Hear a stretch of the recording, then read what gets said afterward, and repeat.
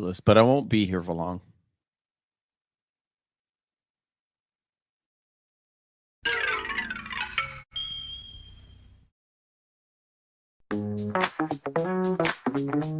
This is how it is.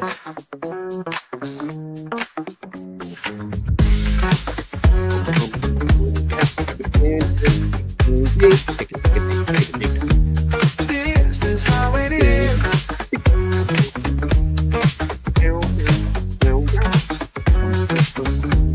This is how it is. This is how it is.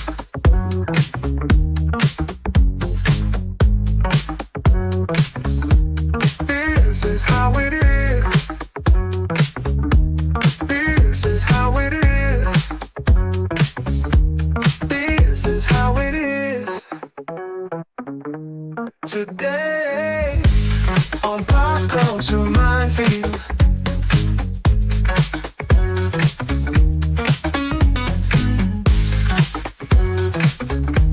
This is how it is.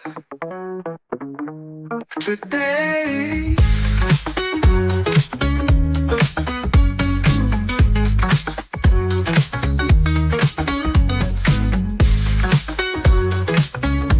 This is how it is. Today on Pop Culture Minefield.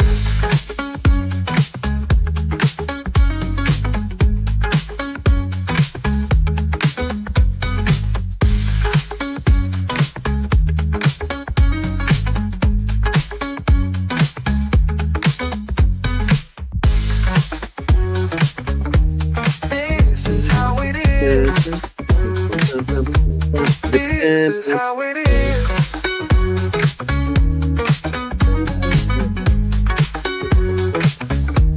Today on Pop Culture Minefield.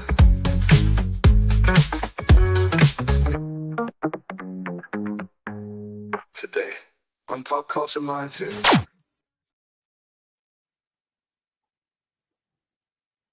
Well, golly gee, it's Wednesday.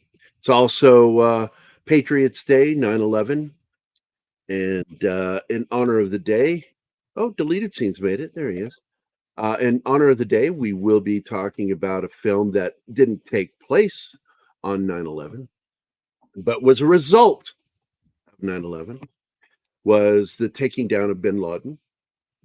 The film is not a favorite of mine. I'm not going to even pretend to like this film. I don't. The shameful part about this film is the multitude of people that were involved in the collecting of information that led to the raid are not depicted honorably in this film. A lot of people were pissed about this film that were involved with the investigation, and the CIA actually helped Leader make this film.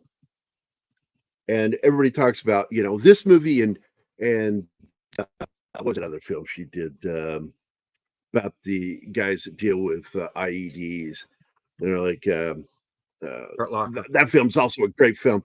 And I'm like, I went to see that film with a bunch of my vet buddies, and we laughed at that film because it was so fucked up and stupid. No, that movie was not good. They make these films that non-military people think are wonderful. It's like, that's how you play Army. And it's like, yeah, that's how you play Army, but that's not how the military does it. And it's just goofy how Mimi Leader gets all this credit for these two films. And it's like, no, she did not do her due diligence. She did not have a very good technical advisor. And if she did, she didn't listen to him. And so I will say the only thing about this film that I do like is the raid itself. And I thought they did a fairly good job. They had Navy SEALs on the set. I'm telling you, when you actually get SEALs involved or special forces involved with doing tactical stuff, they'll get a lot of stuff right. And I was impressed with not only their tactical movements in the film, but also the gear they had. And I found out later that they were given a pretty clear list of the items that they were supposed to be carrying. And so I'm like, oh, they got that right. The other thing I was impressed with was the guesswork. Yeah, well, they were trained very well. Yeah. the helicopters using it. There were real helicopters in the film, but when you see the stealth helicopter, it is not real. It is a prop. The way they made it fly was with cranes. But what they did is they reverse engineered what they thought it would look like based off of the information they had and that they've been given, as well as seeing what the tail rudder looked like. Because as everybody knows, the tail rudder broke and fell on the other side of the fence, and it was one of the pieces that wasn't destroyed. And they show it, I think, pretty accurately, because we showed our way. We in the book, my book, Code Word Geronimo, showed that it broke off in the landing because they did a compressed landing, and they lost all lift. They just went straight down, it's spinning down, and they pancaked. But it was so low that nobody got injured, except for the helicopter itself. In the film, though, they show it that it was damaged, but was sitting on the wall. And when the SEAL went up to set up the charges to blow it up, his weight added to that damage broke the tail rudder section off and went on the inside of the wall. And I went, I got to be honest, that's probably more plausible than what we did. The idea of it being sheared off by the wall itself. So, but the film gets into this. The real agent's name, this was done through a journalist found out. He figured it out who the real person was. Her name was Melinda Bukowski. As I recall, it's Melinda. I gave it to you, Anima. You got all that information. And she was, in real life, she was a ginger. But she is nothing like the Jessica Chastain character. She was not hesitant in doing her job at any point. She was a go-getter. She's been given the horrible nickname by Rolling Stone magazine as the torture queen, because I fucking hate Rolling Stone magazine. He was not afraid to use aggressive tactics in getting information and working with her team. They did not torture anybody like they show in the film. That's not true. That whole opening interrogation thing didn't happen that way at all. Yes, they do waterboarding. I've been waterboarded twice. It's not torture, but it's horrifying. And they did it incorrectly in the film. And I had uploaded the thumbnails. Where are they? Anima, were they in our studio? Gary, do you know the best form of torture without actually having bruises? Well, yeah, they weren't ours. That's why you showed them to me. Okay. Sorry, what was your question? I said, do you know the best tactic or the most used tactic in Western nations to interrogate insurgents and terrorists without lack of sleep? Yeah, lack of sleep. Sleep deprivation. Sleep deprivation. Turning on loud music. When we did our SEER training, because that's a volunteer. By the way, a lot of people don't know this. SEER training is purely volunteer. You can't be sent to SEER training. SEER training you have to volunteer for, and anybody in the military can volunteer for it. And I volunteered for it. And they do sleep deprivation on us there. Just it's on a minor scale, but yeah, it's the first thing they do. But here you go. I'm just going to show you these real quick. Feet above the head. Feet above the head. This is essential in doing waterboarding because your goal is not to drown the person. You don't want them to drown. You don't want them to aspirate any water. So you, without them knowing, their feet are elevated because they're hooded. I was hooded, and they put me over a mock well and lifted the board up so my feet were in the air and then poured a giant fire bucket of water over my face. And you feel like you're going to drown. You know you can't breathe because there's no breathing. And because your airway lock's closed. And I passed out both times, blacked out completely. And so I'm going to tell you, yeah, that shit works. It's terrifying. But they actually aren't doing any physical harm to you. But yeah, aggressive techniques like sleep deprivation, again, not really torture, In the film, they show physical stuff. I'm telling you, man, that stuff doesn't happen. These guys are better than that. And so, anyway, this film gets so much They wrong. do sleep deprivation, though. They mentioned that at some point. Well, That's yeah, because we wouldn't but let you sleep it's for 48 hours. the stuff they put up on camera, the dramatic physical shit, and Oh, the- It looks that was better on bullshit. film. And the humiliation. waterboarding, they show it twice. Well, They it's get it Hollywood, wrong man. both times. Hollywood does everything wrong. They don't show waterboarding right. I've never seen them do it right yet. And they do it in this one wrong. Have him laying flat on the floor. No, that's not how it's done. You dumb motherfuckers. I don't care. They were getting ready to do it right in tag, but they just didn't pull it off. They backed out of it. All you got to do is pick up a book, and it'll tell you how it's done. But Yeah. anyway, so in the end, my problem with this film is I think it dishonored all the CIA operatives. I'm not going to say they're agents or what they're, because all of them have their own jobs. They all work, and they do their due diligence. I didn't really even like the political stuff. When she walks into the room, what they're doing is trying to show Jessica Chastain, she's a badass, and she just sounded like a smug prick. She walks in the room. I'm telling you, if a guy had said this, he would have been removed from a meeting with a senior official of the White House or the CIA. When she goes, I'm the motherfucker who found him. I'm like, That you know was what? so Fuck bad. off with that language. It's so unprofessional. And Yeah, they make her look I had unprofessional through the whole movie. She must have hated watching that. and that's Didn't it. think it's You so know well. it did. You know that upset her. Bukowski's really good at her job, and I think she's retired now. But it's just sad what they did, and pathetic.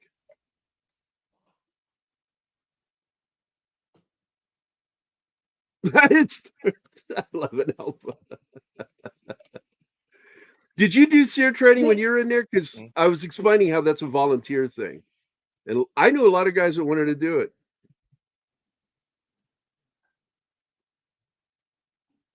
Yeah, right. 11 Alpha, of course, a fellow Army vet buddy. Well, after 24 hours, it starts fuck with your mind. You go 3 days without sleep, you're going to hallucinate. Solid. But the thing is, a lot of people think, well, you don't sleep at all. No, what happens then is your brain will make you sleep, and you're not aware you're sleeping. It's micro bursts of sleep. I think You're it's not. You think you're awake, and you're not. I think it starts with 20 and 2, and then 20 and you 2. wake up for another 20. Well, depends who does it. There's different methods. I can't divulge my Mossad contacts, but no, I'm just kidding. It's about Are you though? I love it- the Mossad, by the way. it's There's about some 2 hours. badass motherfuckers in the Mossad. Let me tell you. I'm not gonna deny or Confirm. You Now, started did this you story. do your service what? as an Israeli? Did you do your service? Yeah, of course. I was in the I was a combat engineer, so anything to do with explosives or mines, that I always catch it in movies now. Yeah. But it's, you know what? I'm such a big movie buff. It really doesn't bother me anymore. Before I went to the army, I was like the last year and a half before I went into service. There were that was about 97. So Con Air and all the Nick Cage action stuff and others. Then I got to the army and I realized, oh, that's really how C4 works. And I was like, no. It's like, that's really different from what you see in the TV and all the TV films, all the movies, all that stuff. It's like, okay, I get it. I get why they do it, because So movies are a visual medium, just like comic books. It's a visual medium. And you must love all those scenes in which they shoot at the C4 to make it explode. Yes, that's hilarious. It takes electricity, folks. Yeah, Come on. it's so it makes me laugh, but I look past it because it's a visual medium, and you have to massage the truth a little bit just to make the plot work. Otherwise, you'll be bogged down in too many explanations, too many, exposition dumps, and sometimes in a Could you good like please 90 highlight minute that, action Martin? movie, you just wanna just go. But Right? it's No, I'm a star. computer programmer. Imagine how I have to forget all that I know every time I see a movie or a show. Oh, watch. You know what? Have you watched Hackers? The movie Hacker Yeah. is technically their technical advisor was a white hat hacker, and they actually did it correctly as much as humanly possible. Yeah. But still, they the visual representation was, oh my god. Yeah. When There I was say a lot- highlight, I mean put a star on it. Oh, I'm sorry. So I already did it. Hello. I haven't said hello to everybody. We got Snortopupus is one of the first ones in here. Oh, he is the first one. Snortopupus. Hello, Snort. We got He ate the competence. who else is in the chat? 11 Alpha, of course. And Parrothead. And Parrothead's here. Oh, he's shitting on me. Look at that. Gary's a Yeah. professional shammer. Hey, man, I like to sham wow. Nobody remembers that. Well, Okay, fuck you guys. At least, I remember it. he said you're a professional, not an amateur. Yep. And then, of course, Connie Cleary is here. And we've got 34 Connie. watching right now. That's from Twitter and from YouTube. So, got a nice little audience watching right now. Pretty good. Don't want to let you guys down. I am going to be very critical of this film, but I will tell you, it was worth the price of my theater ticket to see the breaching of the compound. Now, one bit of trivia about this that's true: the compound itself has been built only 3 times. It was built for Bin Laden first, and then the U.S. Department of Defense built one in North Carolina to train the SEALs at, and then it was built for this film. 3 times it's been built, and it's pretty much an exact replica because they used every single image they could find on this building. So, and again, I want to point out to their, not to their honor, the CIA helped make this film, and it's all the CIA aspects of this film is fucked. They got everything wrong, and then they end even worse. It's sort of that it's like, because I work for Dale Dye, and I've talked to Dale Dye about this, and it's not like he doesn't agree with me. He agrees with me, but he's friends with Oliver Stone, so he always has to watch how he words things. But I said I hated the movie Platoon because of how it ended. I loved it until the ending. And it has that fucked up line in there. We flew 1,000 miles to fight the enemy, and the enemy was us. Just one of the dumbest things I've ever heard in my fucking life. That's stupid. Doesn't even make sense. Because you know who made the movie? Yeah, Ollie Stone, a known communist. So, God, he's such a fucking prick. Then he makes JFK, which I like a lot. Which is dynamite. Dynamite. I do like that. And if film. if you need ammo for how many degrees is Kevin Bacon, it gives you a lot of ammo because it's star-studded. Also with me too, you can play 6 Degrees of Gary, because if you name an actor, I'm usually within 6 actors connected to him because of my work for Dale Dye. Dale Dye. That's it. Yep. Kevin Bacon, 1 degree. Oh man. But anyway, so look, it's a beautifully shot film, but Mimi Leader's director of photography is great. The big problem I've heard complaints of, and it's not the first time Anima didn't like it either, was it's all so dark. And I said, well, I play with my contrast, so I can actually see what's happening. And but the movie is really dark. I just had a problem with the breach because finally it gets good and the action starts and it's so dark that I can barely see what's going on the screen. And there's no point trying with contrast on my laptop. It's old, it's slow. If you're using a laptop, use VLC, and in VLC you can actually play not with the contrast itself, but the how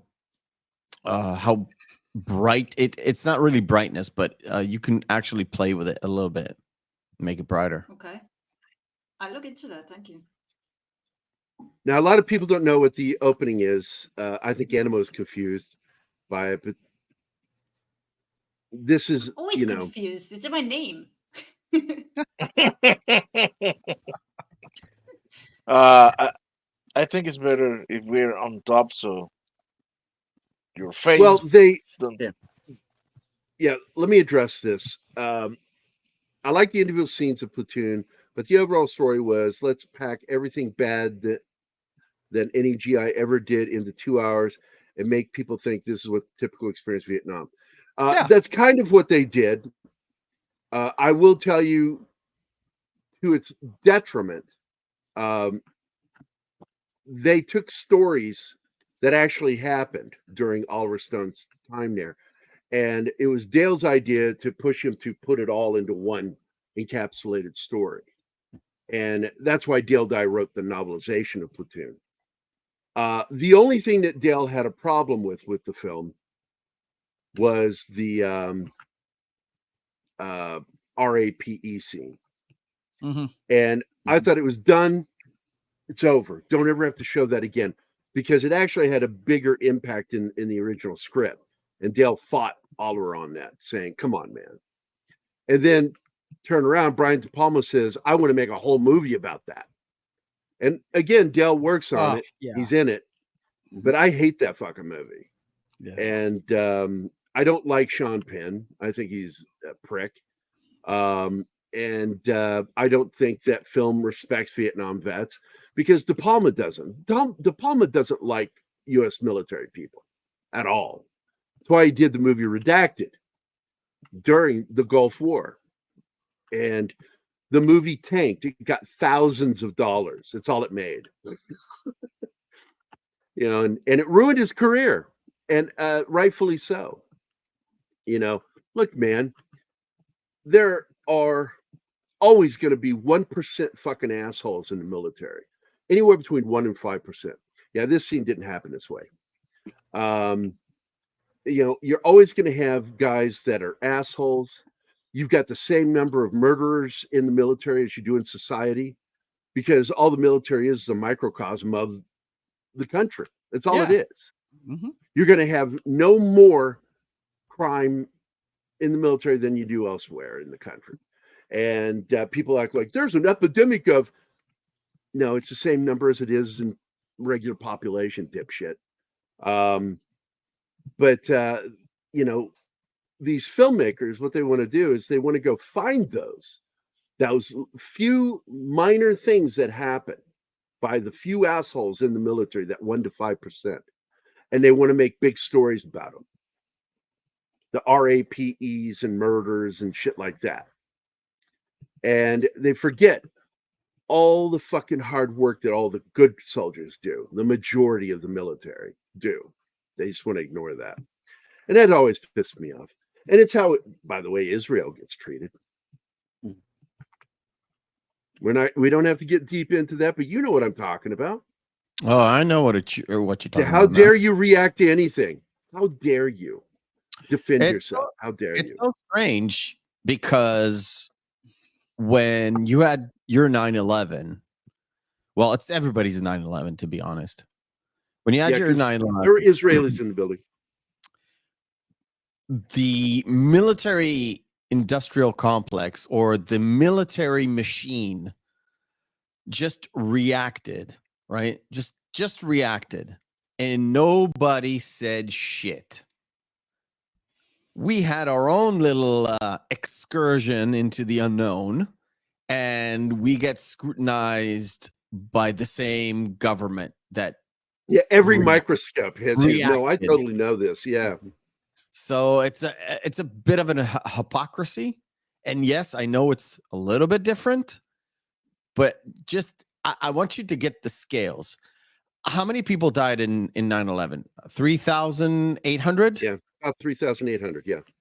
That's about 0.1% of the entire population, or 0.01% of the population.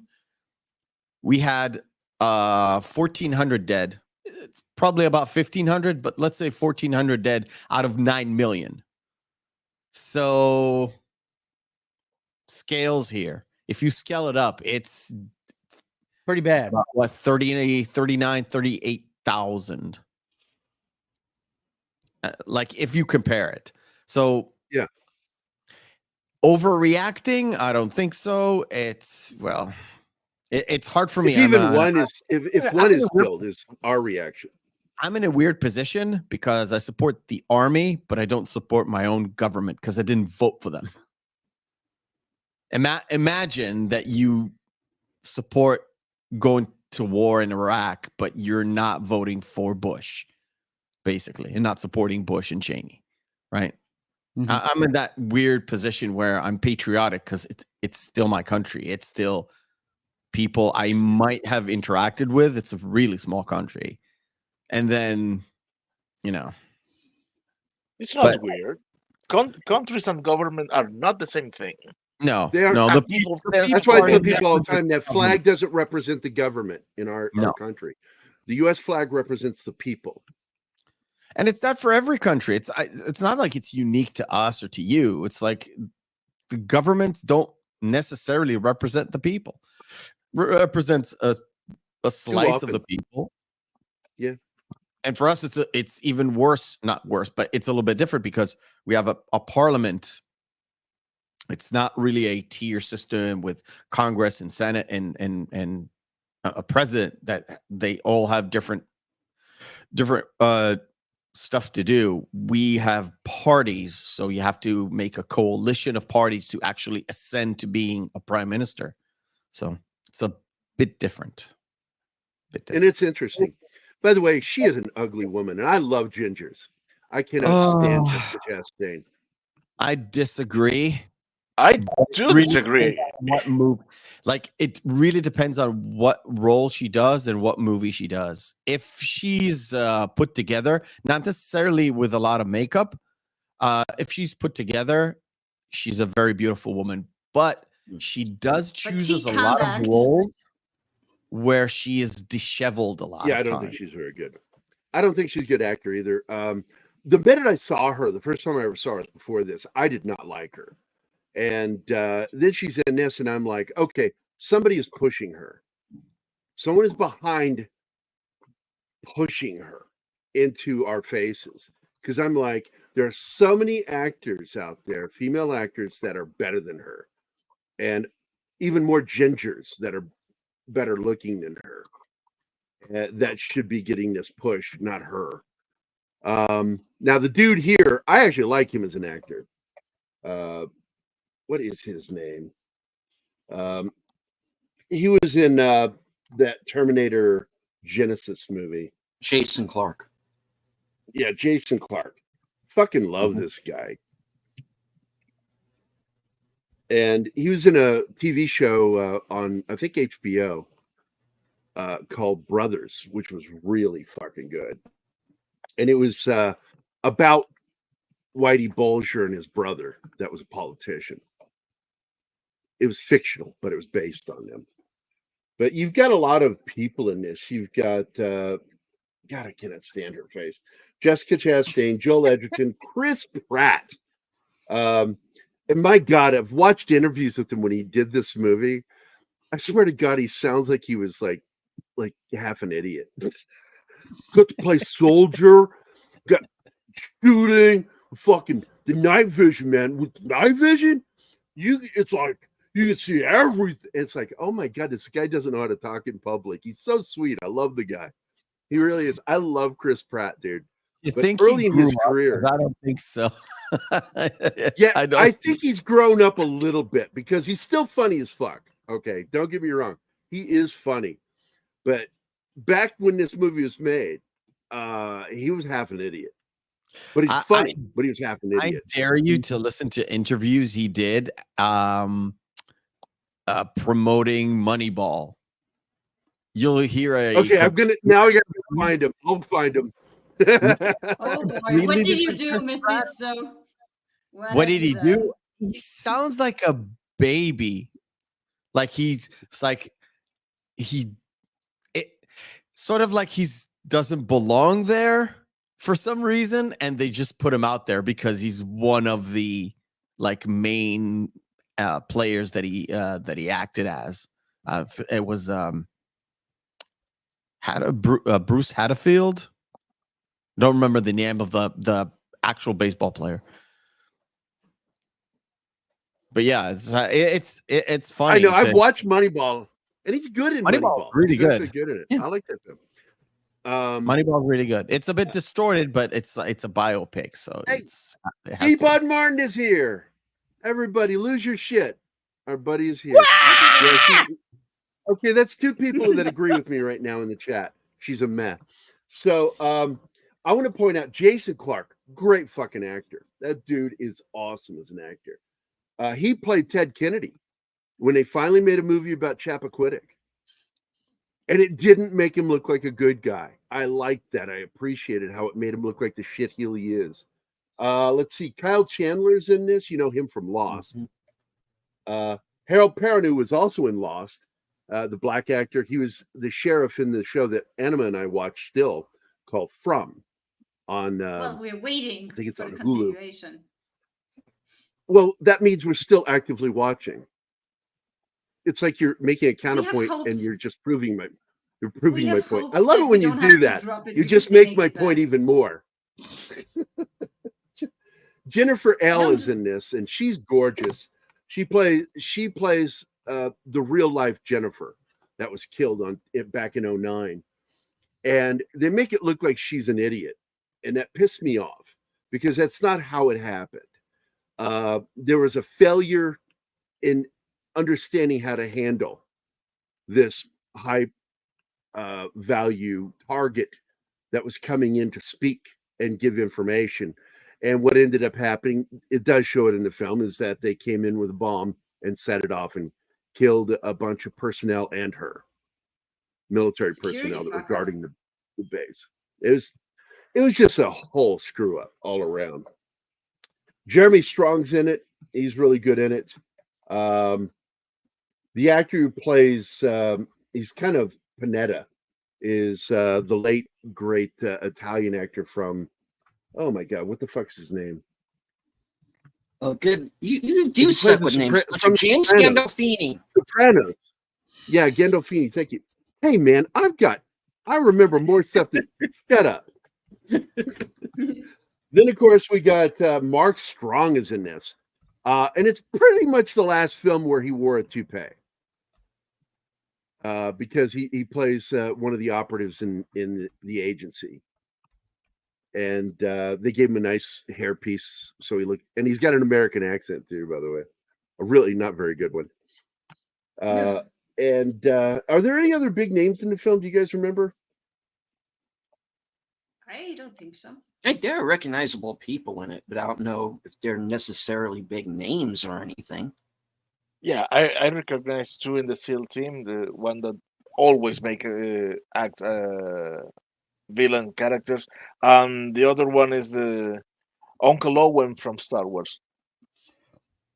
Yeah, he's in it. Yeah. He's the lead Navy SEAL, and the guy, his second is played by Chris Pratt. He plays number one. His first executive officer. And of course, you're talking about what is his name? Joel Edgerton. Yeah. Oh, I lost connection because okay. So I'm not gonna be able to find the name for you. Sorry. Joel Edgerton. Yeah. Uncle Owen. Yeah. The main guy from Warrior. Yep. Yeah.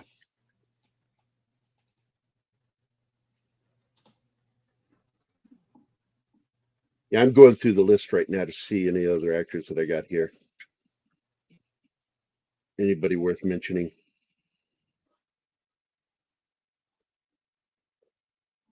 IMDb does the way they arrange their cast is weird. Oh, don't Above do the line, IMDb. and then Don't do IMDb. oh, Just Mark Duplass is in it. Mhm. What? Gary, don't do IMDb. Just go to Google, write down the name of the movie, and one of the tabs says cast, and then Yeah, but they get wrong photos in there so often, like the wrong actor with the name. What can you do? So Mark Duplass is in it. I mean, I really like when it him. comes to the point that Google is better than IMDb, it's sad.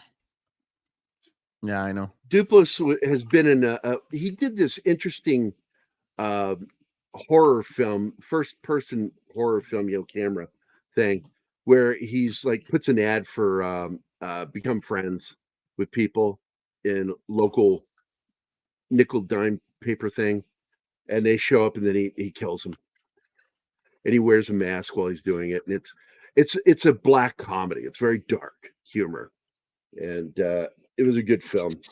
John Barrowman is in it from Doctor Who fame.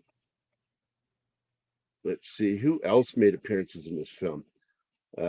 Mike Coulter, who plays Luke Cage, is in it. He plays one of the. Actually, you hear him more than see him, because when they're during the breach, you can hear him talking to Chris Pratt all the time. That's a big fella. And Frank Grillo is in this too. Not only that, martial artist. What is his name? Good God, I forgot his name.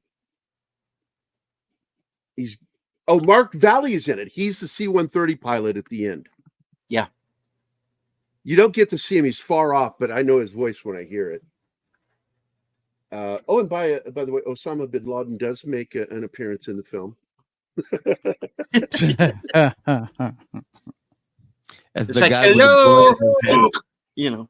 Yeah, all the photos they show of him and video footage. I'm trying to find it now. Martial artist guy. He makes a lot of English martial artists. That should narrow it down for some people if they want to help me. Is it weird that Google put him as one of the cast members? I'm joking. I think it is, but it's listed as self though. I'm joking.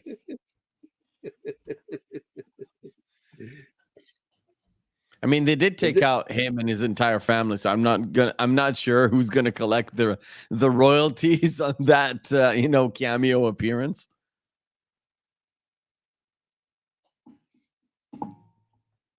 Really kind of frustrated that they're not showing the guy's name or a photo of him.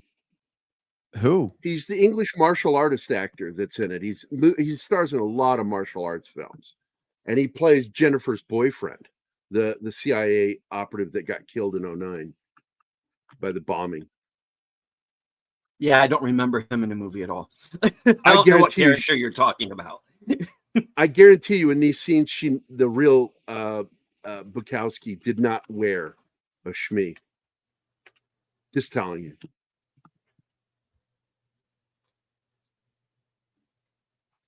You guys know what a shmee is. I know you know what one is. The thing thing that's that's I just don't know what Off over the head. Oh, we call it something else. 11 Office and Scott Adkins. Thank you. How the fuck did I miss Scott Adkins? Yeah, Scott Adkins plays Jennifer's boyfriend. You see him with her in one scene. Okay. Maybe I need to see the movie again. Who knows? Well, he's normal looking in the film. He's wearing like a suit jacket with a casual, what do you call that? Leisure jacket or whatever they call those back in the old days. Stuff my dad used to wear. Went out of style.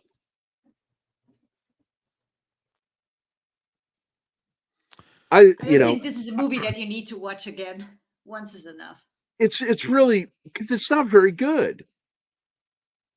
It's not very well told, and it doesn't show you what you really wanted. What they should have made was a bunch of characters where you have maybe one central character who connects everybody. That's fine, but you need to show how many people worked their asses off for this and show how it really happened.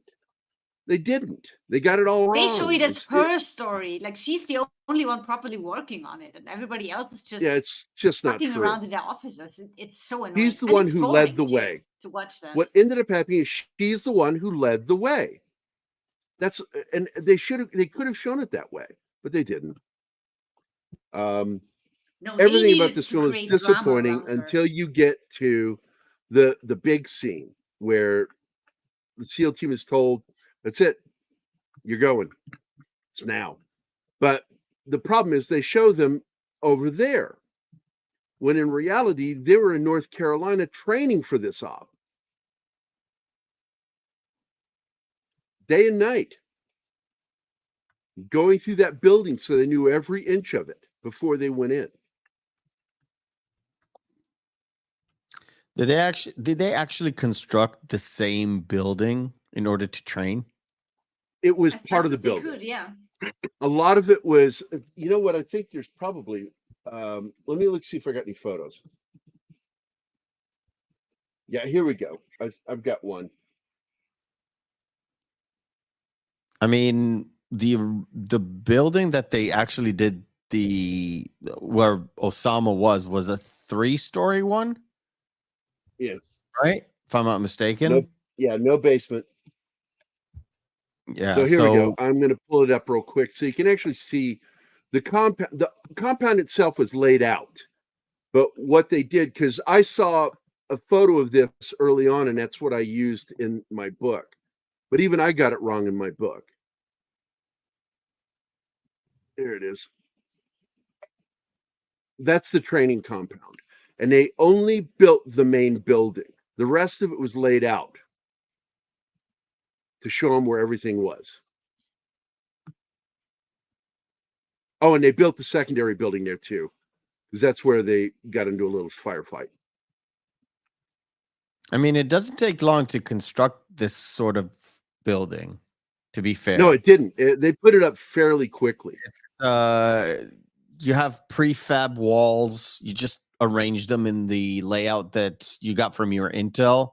And if it's 2 stories, you may need to make it a little bit more sturdy. But if you don't need a roof, if it's just 1 floor, or you're just training on that 1 floor, then yeah, it's not a big deal.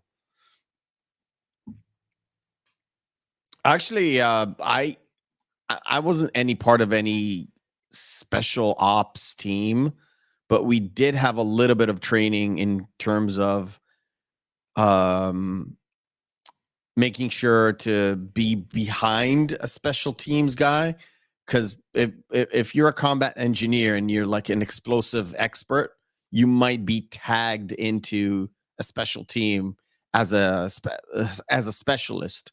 So you need to know what they're doing. So you basically do sort of what they train to do with your own team, and then you join in and they train you.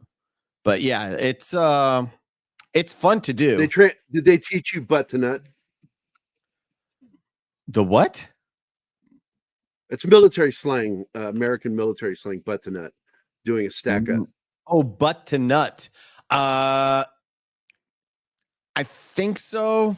I'm like I said, it wasn't to fully train. It was just to know what was going on. And if you were called out to do some sort of specialty work, then you would go through a full-on training.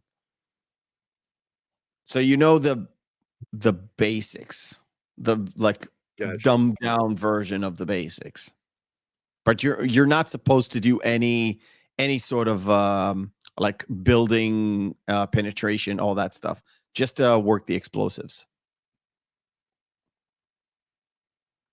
I'm sure they're doing it right now a lot, not as a special forces. But yeah. Yeah, even though I was a medic, I was put on the stack, usually last man on the stack, so I was nut to butt. Yeah, so we were middle, probably. I'm Eh, making somebody laugh over there. I know. There you are.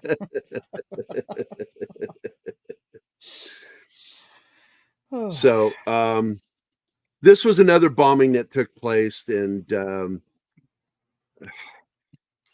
these kinds of bombings were so weird when they were happening because you know they were hitting in the middle of Arab states because they were going after American soft targets, American targets at hotels, shit like that.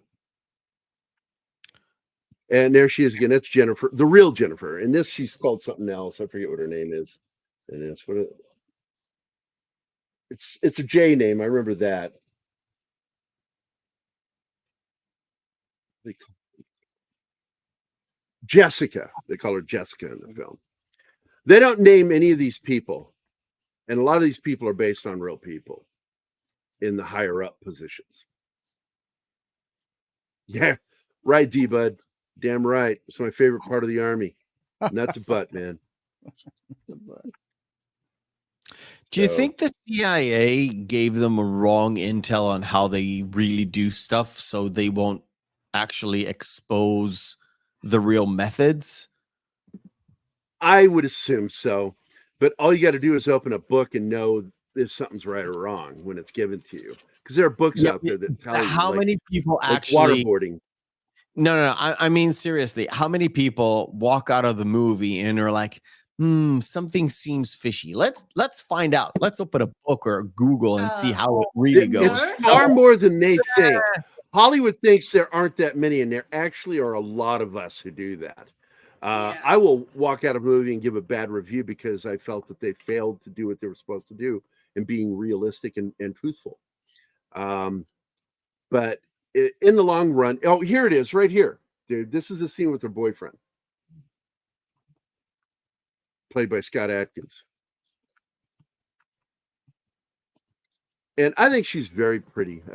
I've always liked her eyes. She's been in a lot of British productions. She's from North Carolina, and she's been in film productions. So apparently they like working with her over in England.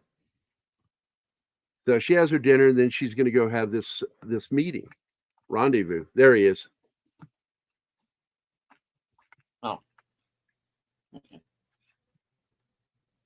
She's having to explain herself to him there because he's getting stressed out because of what she's about to do.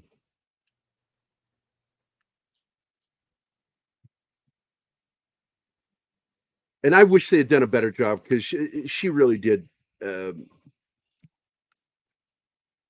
He got killed trying to hunt this motherfucker down.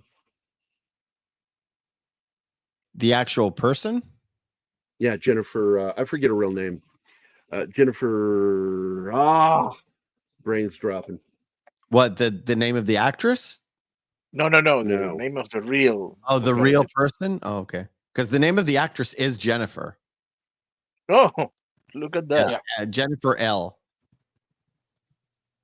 EHLE. Okay. 11 Alpha has a name for you. Jennifer Lynn Matthews. Thank you. That was it. Jennifer Lynn Matthews. That's the real woman. Yeah, they call her Jessica in the movie, but the name of the actress who plays her is Oddly, called it's Jennifer. L. Yeah. And she's a gorgeous lady. She's a very good actor. I like her. She's done a couple of Jane Austen films.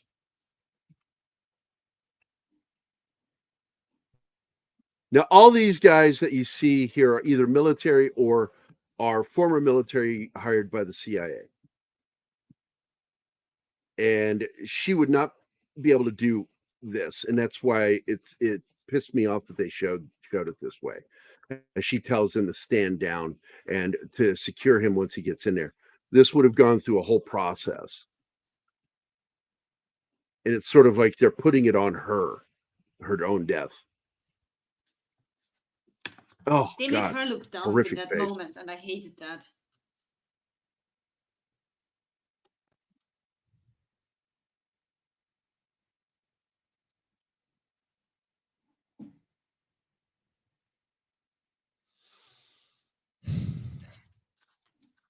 So, and the minute I saw this, I remember watching this, not even having read up on what happened at this point. I saw this scene and I'm like, okay, they're absolutely telling us that this is going to happen before it happens.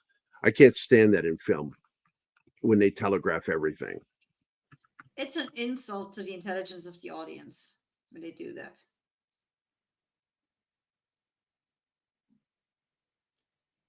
It should have been done in a way that would have shocked us. I mean, William Friedkin would have done it that way. He would have shown the guy's face, have them talking in the car,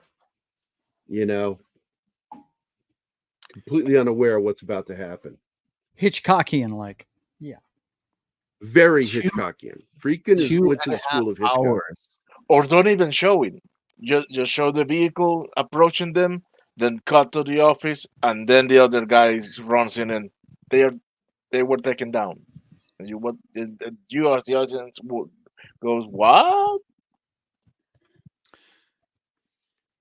The movie is 2.5 hours. Do you think they could cut away about, let's say, 30 minutes? Make it a bit more snappy? They could cut an hour, if you ask me. Really? Yeah. The first 2 hours feel they take like forever. The only interesting part is the third act when they kick into action and do the breach. Well, if they had done it correctly, the first hour and 20 minutes should have been showing how it really was done.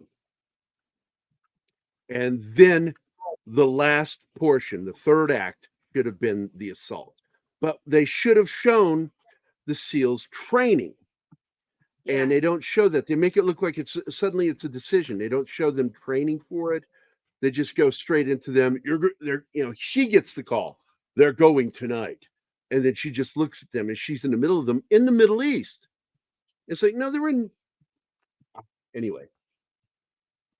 Like I said, it might be a higher up decision. Whoever was guiding this movie or whatever, from the CIA or a military advisor, whatever it is, that you can do the actual breach, but you cannot show the training because it will give away whatever. No. You don't think so? I don't think so, because I showed the training in my book. They show training in a lot of movies. Yeah, I don't think they would have had a problem because we didn't get in trouble about it. And ours was a best-selling book and got a lot of attention because we showed how they did what they did.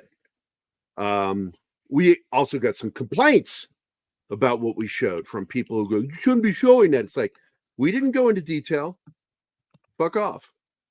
We showed the bare bones of what they did. You also won an award, so this is what you should care about, not what people. Well, we got we're the first graphic novel to ever win the Military Writers Association of America award. For getting it right? For being a good book and getting it right.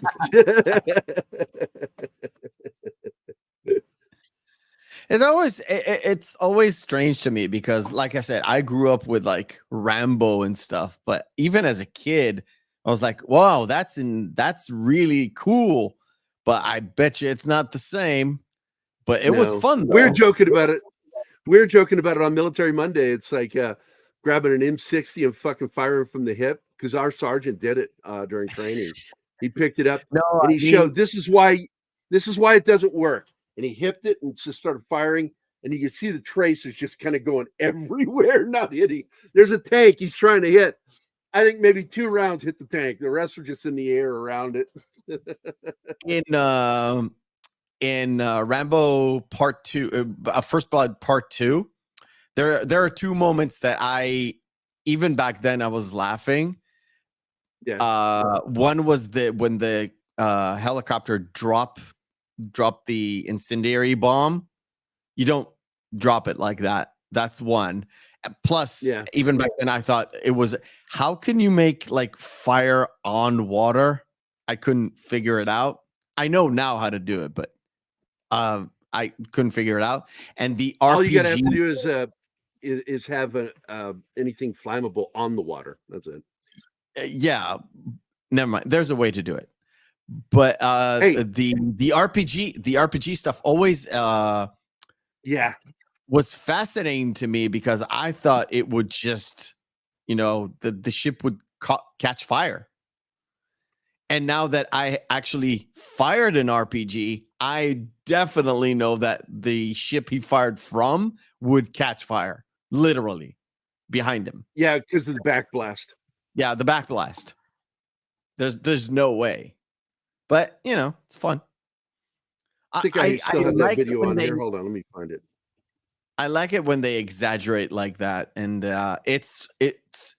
it always looks cool in the movie. Like, I like the in Beverly Hills Cop 2, the rocket, it was a Lao, I think, right? When they open up the tube and they fire it, I think it's a Lao. Law, yeah. Law. Rocket. Law, whatever. I fired it too. It's really not that impressive. It really No, it's is. not. I fired a law myself. Yeah, it's Where is that video? it will do damage to you, but it's not really that impressive. And in every movie you see people fire that thing, it just goes Devastates kaboom. everything. And that's Yeah. not All what right, it's here you made go. for. Here you go. This is my boss saying what you're supposed to say when you fire a rocket. Dragon! Fire! Fire the Black carrier! That's my boss. He'll die in that movie. I Um, got him on Monday, and Gary played that clip, and that actually made him giggle. I like that. I was like, oh, I saw that particular rocket system get fired too. It's pretty awesome. That rocket would do damage. yeah, we were trained on that. We were trained on the classic bazooka. Yeah. And we get to fire Really? a lot of Wow. things. I loved them. Never But, got to touch a bazooka, just a law rocket. That was it. Yeah, I have fired. I fired a bunch of stuff just because they needed us to know how it works, and it was spares and all that stuff. Yeah. I want to go through some chats that I have starred, so let's go through them real quick here. One of my professors commanded a mechanized infantry company in the Yom Kippur War. There you go. That's awesome. Mm-hmm. My wife's dad was in that war. A woman daring to talk to an Islamist man without being supremely deferential is torture. If you allow torture by reference to violating the individual's so-called dignity. Let's see. Well, they do tend towards service bias. SEAL advisors have sent special forces kitted out and acting like SEALs, etc. Exactly. Let's see. I like the individual scenes of Platoon, but the overall story was we already addressed that one. Okay. Sean, address that one. The great Satan and the little Satan attitude is not limited to Tehran. A lot of people in Hollywood and academia think the same way. Absolutely. It's a problem we have in this country. And then, of course, we've got awesome one with his backdoor reference. He gets a video. Martin, you want to take care of that? Yep. Here we go. Honey, the front doorbell is broken. Your old army buddy was at the back door for almost 5 minutes. Almost 5 minutes. Wow. Oh, hey, here's a good one. This film really needed a post-credit scene where they look at Osama's porn collection. oh, I like Right. that one. Good one, Shanatsky. It's a woman without a burqa. Yeah, I know, right? That's not possible. By the way, that is a porn fetish. A porn fetish is fucking women with burqas on. Yeah. Fuck. Yep. Oy, I'm not kidding with you. It's What? so fucking hurt weird. my soul. You hurt I'm my not gonna say It how hurt I mine know. too. I'm not gonna say how I know, but I blame Nick Rekieta. There's the Some of you don't website. know who he's talking about. We know who he's talking about. Oh my There's- god. There's a website called Radical Jislam. No. What? Only Nick would find shit like that. Only Nick would find shit Nick like that. Yeah. Y'all got my hands full with my grandson, trying to get him to memorize his Bible verse and Cubby song. All right. Good to see you, Penny. Glad you're here. Let's see. Oh, D-Bud's got to go. See you later, buddy. Have a good day. Thanks for dropping by. Take care, brother. Again, the reason we're showing this film today instead of one of the 9/11 films is because this is where 9/11 led. And I want people to remember that 9/11 led to this and brought us to this moment. And then I also want to remind people that we had our sights on bin Laden in the 90s and could have taken him out then. But somebody, administration at the time, deemed not to. I've always wondered why it was so hard to find an Arab man that tall on dialysis. I always wondered how hard it would be. How hard was that? They knew where he was after the was it the Kenyan embassy? Yes. Or the embassy in Kenya? Mm-hmm. I believe he was actually in Saudi Arabia, but wasn't in one of the major cities. I think one of the issues, and it's always an issue, was money, because there was a major deal. Well, there were several major deals ever since Desert Storm up till today with the current administration in Saudi Arabia and the U.S. government in terms of selling surplus, selling whatever. I mean, you guys know that anything that has to be reused, rebought, all that stuff, that just goes right into Middle East or NATO, right?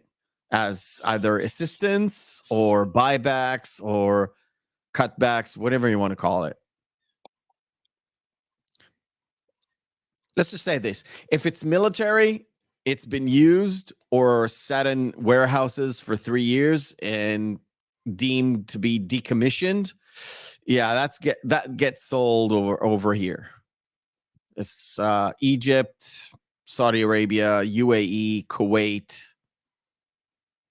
Used to be Yemen, but they don't trust them anymore. And I mean not the terrorist government, I mean the regular government, they don't trust them anymore.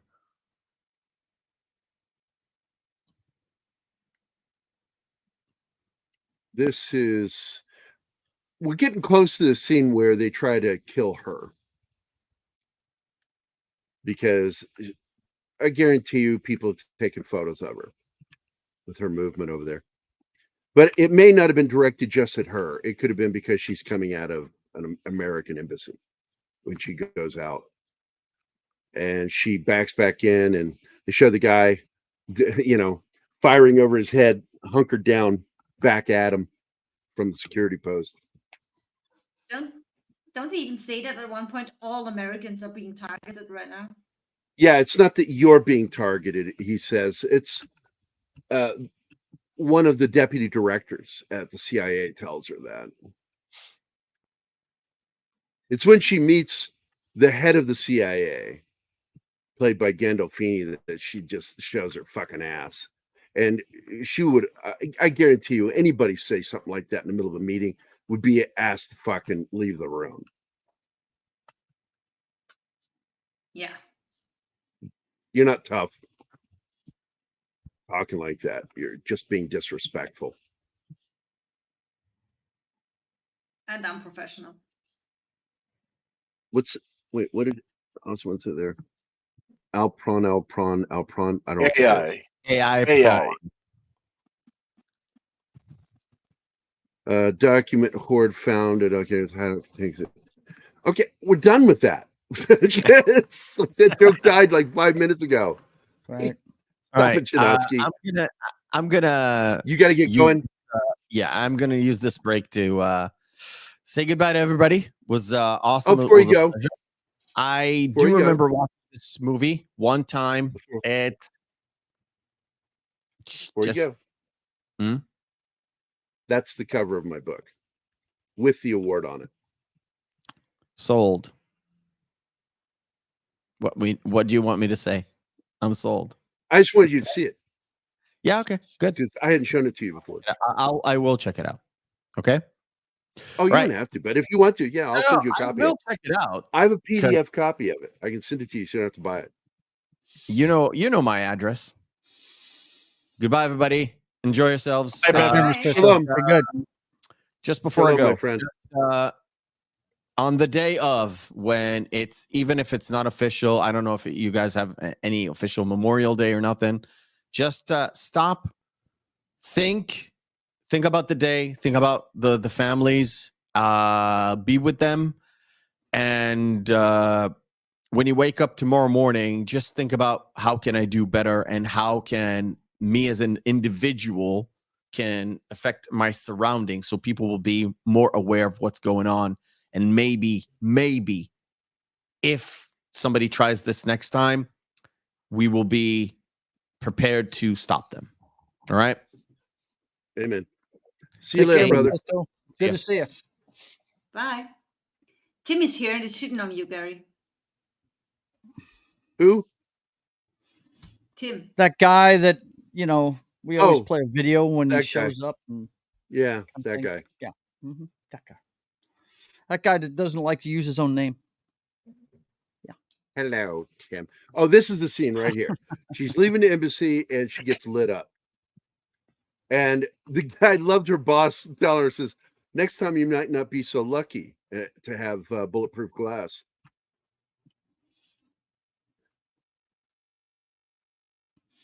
Backdoor dating. He looks so beat down in this movie, man. Ugh. Got another. Did we play the last backdoor video? Yes. Have we played one? I don't think so. Okay. Yes. I don't remember. But, I think we owe one. 3. Yes. 3? 3 okay, total. so it would be 2 videos that I'm back behind. Let's start with. Holy shit. I just heard a symphony of buttholes clenching all at once. I love that movie. I do. I love that fucking movie. And I'm wanting to see it again. I love it. It's total fan service, and we just don't same. care. It's so great. Yeah, and what's really good is it doesn't feel like you're being placated. It felt like it was done with love and reverence. And that's what I fucking love. Yeah. So the last backdoor video. Open your back door, baby.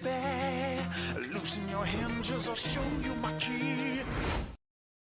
And now, back door, baby. And now we have to greet Tim. Oh, there he is. By what name are you known? There are some who call me.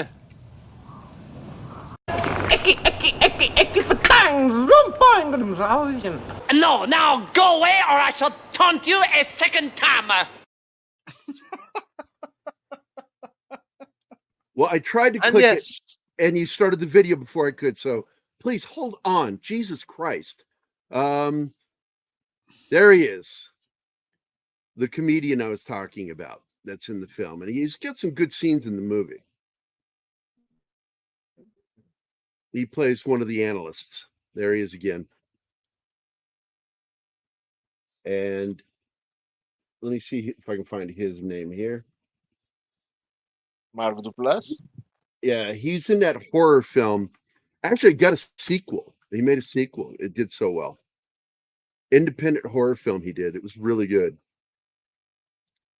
And there's Gandolfini.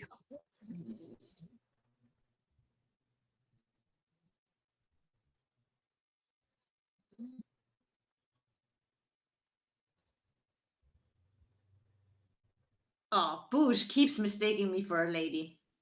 Now, so you know who he is. He's supposed to be Leon Panetta, former head of the CIA. And he was in on all of the briefings to take down bin Laden at the White House. And he was far more involved with this than this movie shows. Again, because they wanted to focus on her story for some reason, even though they didn't tell the real woman's story. They made up their own story.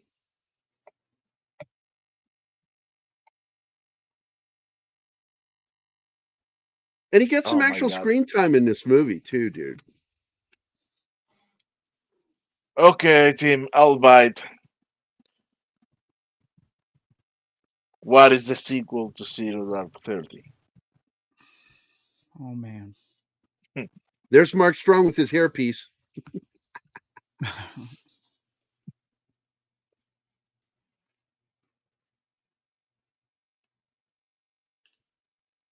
Absolute weasel. But he was directly involved.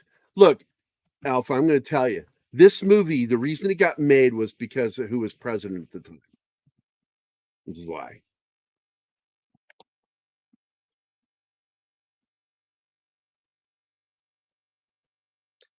Zach's in the house. What's up, Zax? Hey, Zach. How you doing, my brother?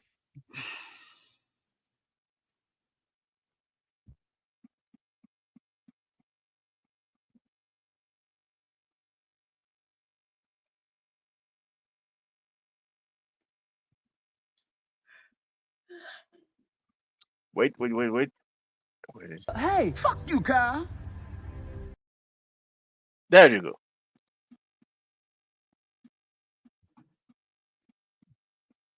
Oh. Okay. Yeah, I knew that's what he was doing. He was making a joke because I brought up a sequel, and he's like, "Oh, there's a sequel to the movie," and I got it.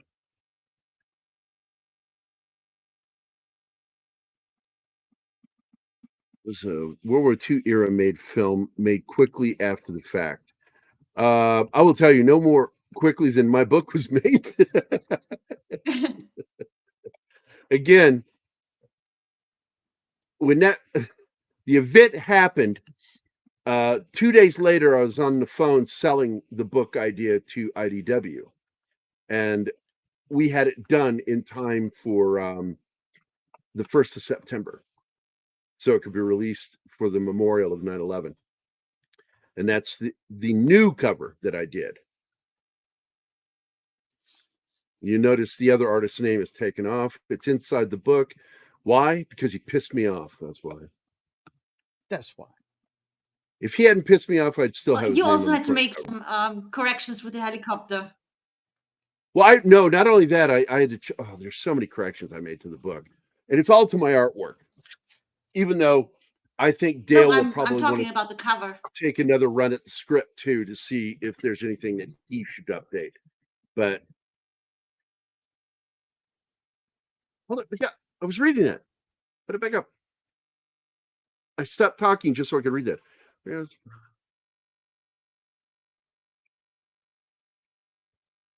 I don't believe it for a second. I don't believe he was ever born. I believe he was hatched off a stump. What? He's a mushroom. He's fungus. Oh, okay. That's why. By the way, that's why Gary feeds him poop and keeps him in the dark. That's He's a right. mushroom. I'm hoping that Bush got my joke earlier. Forrest A. Gump. To his question, what do you call a pile of sticks sewn together? Tied together, or that was it Russian or French plane?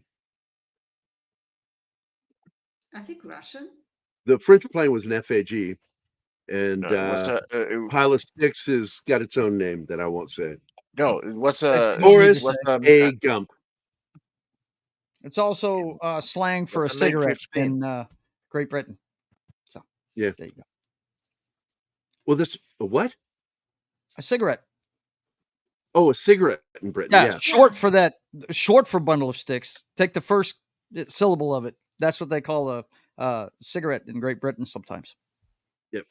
Yeah. No, I grew up learning British English at school. And then I used it for cigarette in New York and I almost got my ass kicked. That's how I learned the other meaning of fag. Right. To me, it was just a colloquial term, a colloquial word for cigarette. They were like, yeah, no, that's something else entirely too. So you better not use that word over here. Right. Like, okay, good. You need to tell me that. I'm European. It's not a bad word here. Right. It's like there's a difference between saying there's a difference between saying twat and twat. Okay. You know, twat is the English way of saying an idiot. Yes, it still refers to the same thing, but it just sounds better. Oh, they drop the C word all the time. I say cunt too, and I'm like, fuck YouTube. Yeah. I'm going to say it. Well, I grew up on British TV. Yeah. Fuck them. Yeah. I specifically told you not to talk about this on live stream. You didn't tell me a goddamn thing. Yes, he did. I do what I want. I do what I want. That's another thing. Yeah. You're a cigarette.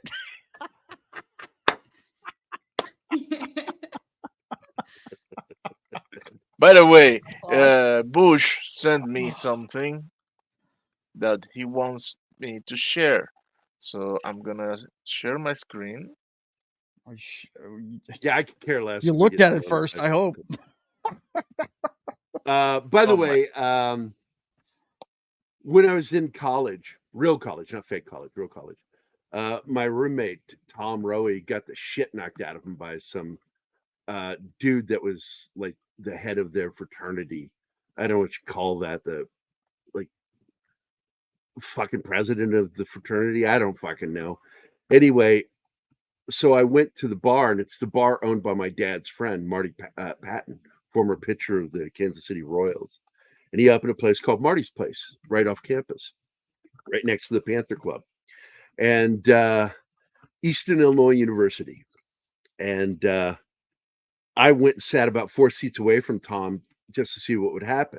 And the guy came in, started harassing my roommate. He had hit him with his class ring, and it left an indentation in his cheek where he got pounded by this guy. So I interrupted. I said, hey, man, let's leave this guy. You're a bunch of guys. You shouldn't be fucking with him. You know, it's different 1-on-1, but you guys move as a gaggle, you frats. And the guy looked at me, he says, call us a frat. And I said, what are you? He says, we're a fraternity. You wouldn't call your country a cunt, would you? I went, no, but I'd call you one. And next thing you know, I'm throwing guys around this bar. I didn't hit one of them. Not one punch was thrown. I just threw him and knocked the shit out of him. And my roommate just kind of stepped back and watched the whole thing happen. He was blown away. He's like, how do you do that? I said, it's what I do. And it's because your brother didn't teach you how to throw a punch. All he taught you was how to. No, I was an adult at the time this happened. I'd already gotten out of the army. But I get a phone call the next day from my dad. He says, you need to come over here. We need to talk. And I'm like, what? Just get over here. So I go over there and I get lectured by my dad because Marty called him, the owner. And he says, I've been banned from the club. Oh. So, and it still exists. I wonder if I'm still banned. If I showed up, they'll kick me out. It's like 26 years ago. Would they recognize you after so many years? I don't know. Thank God. I hope Would not. you think people be working there? No, I don't think so. Well, I think Marty might have his still picture alive. up in there. Okay. Yeah, I know, right? Probably. But that'll be my college age photo, army age. Actually, I was already I was almost 30 when it happened. May I run this? Sure. What is it? Maybe. What's your best impersonation? Your favorite. Anything that's new feels like a new child. But I love Tony Soprano because one, it's a white guy, Italian, and nobody expects you to do that. Ask me a question. Tony, what did you do with the body? Like, doesn't fucking matter what I do with the fucking body. All the guys are gonna fucking marry it. Show, Pussy, Christopher. They know their fucking position. I'm from the king of New Jersey. I run a fucking underbush. Uncle Junior Johnny fucking Shack. Man, get buried behind a fucking bottom big. It doesn't matter. It goes wherever the fucking saying goes. Oh my God. Pretty good. That's pretty damn good. Oh. All right, Gary, I got to eat before my show tonight, man. I got to get going. All right, buddy. I'll see you later. Thanks for dropping in. Good. Yeah, for Yeah. sure. See you, Joe. Absolutely. Be good, guys. Ciao. And then there were 4. That's one more than usually on a Wednesday.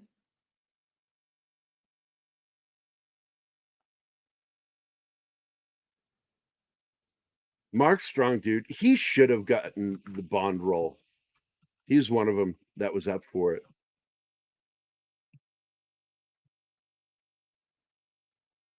Yeah, Gandolfini is a lot fatter than Panetta was.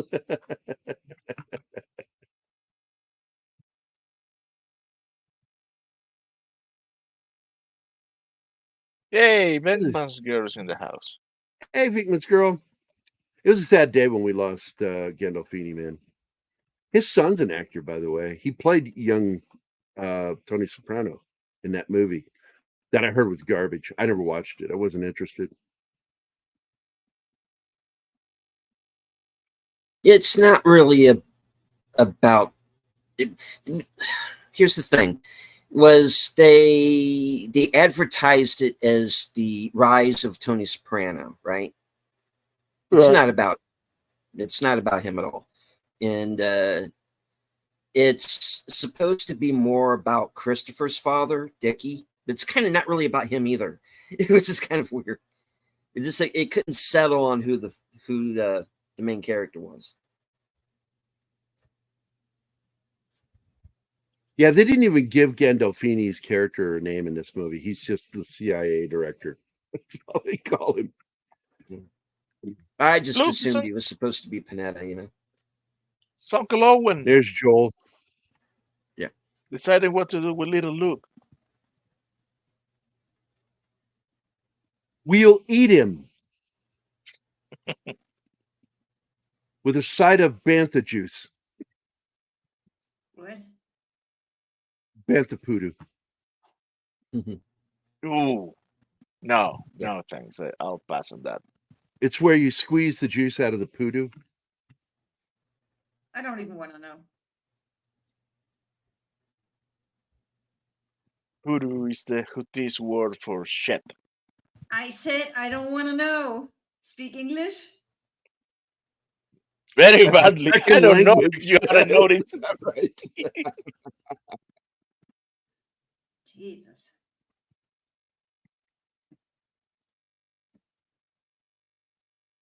You know what would have cracked me up is if they had Steven Seagal in this somewhere.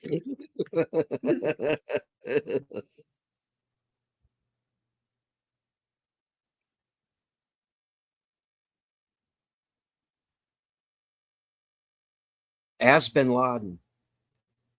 They did a really good job on designing You're gonna need a Ouija board for that. what they thought the stealth helicopter looked.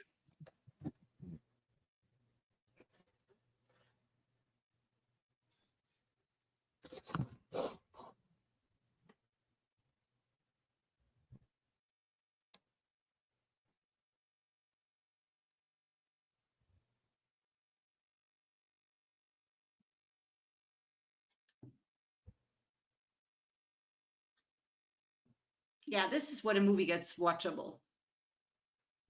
When they finally go in.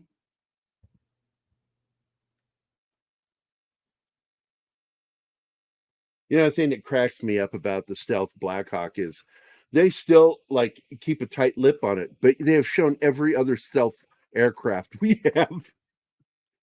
Everybody knows what it looks like. It's like, what is so secret about the fucking stealth Blackhawk? Come on.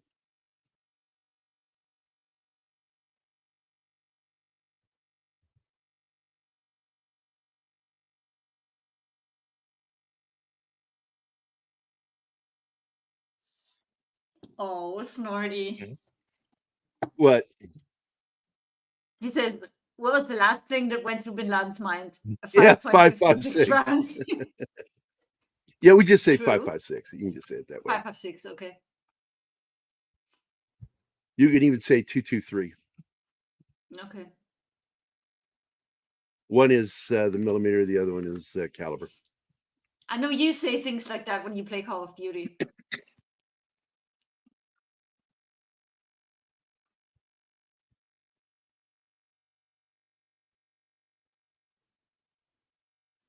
Yeah, he was probably one of those guys that gave a shit about our book about the raid.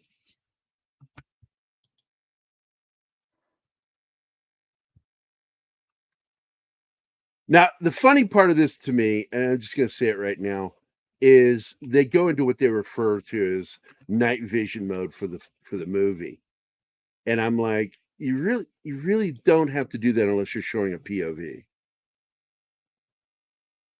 and that's not exactly what night vision It looks so like. Weird.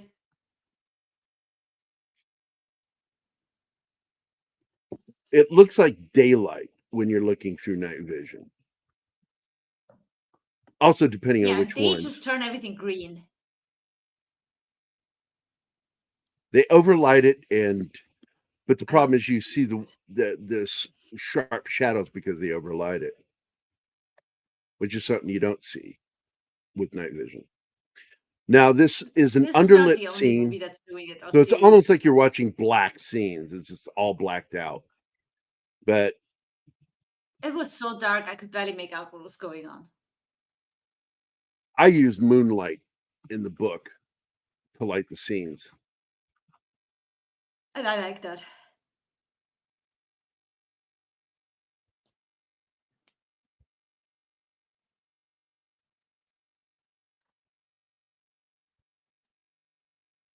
You know, and I'm sure there's somebody out there like, there was no moonlight that night. It's like, I don't care. It doesn't matter. It's a visual medium, motherfucker. I got to use something to light the scene.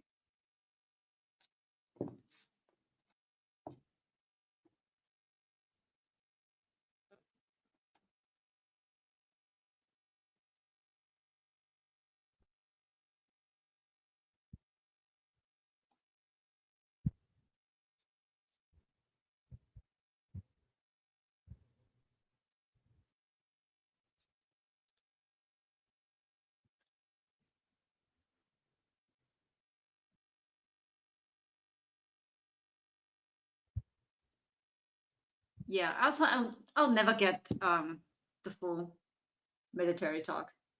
I'm trying to learn as much as I can,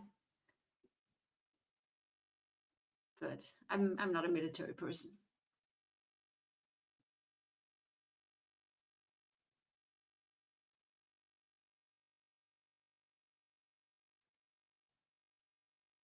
What? Read what Bush says, Gary.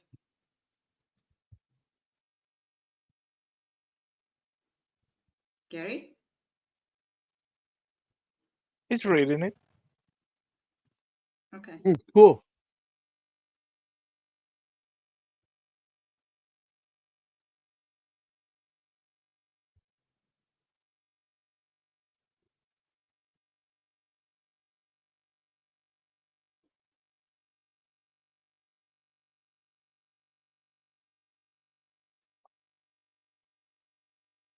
But here, I do. What? I do like this scene. And the thing I got to tell you, the lasers that you see them aiming are only visible through their night vision. The people there can't see the dots on them or the light. Okay.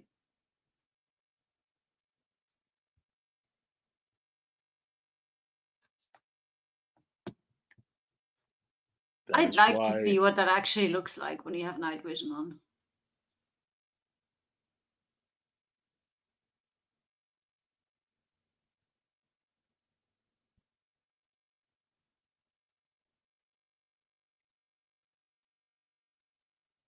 The way theirs are designed, it gives you a better field of vision. The problem with most night vision, it gives you blinders to your left and right, whereas the way theirs are designed, it gives you really solid field of vision to your left and right. That's important.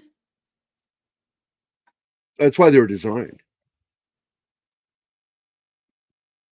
It could kill you not to have that. I mean,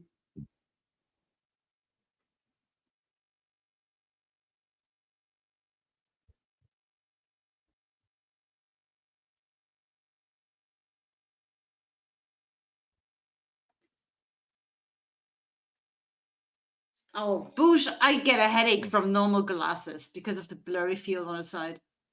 I probably get a fucking migraine trying to use night vision.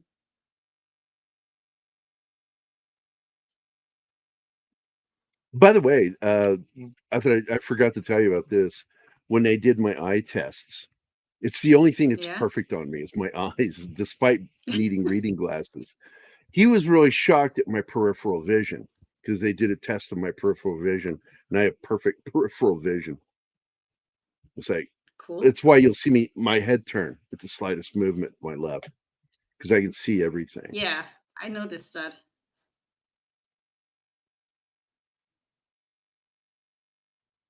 And there's a sign saying "Schon dich zu treffen." Little German pun for you. What? Oh, Schon- schön treffen. That's nice to meet you. In English, but the pun is that treffen, what in English translate to meet, is actually hit too. It's the same word in German. The verb for hit a target and meet a person is the same word, treffen. That says something. Yeah, That says I know, something. right? It's a weird language, but yeah, I appreciate that. Thank you, Alpha. Danke, das war lustig. So I'm going to pause it here so I can show you some pages from the book. This is just before the breach, as the helicopter comes in and before the one crashes.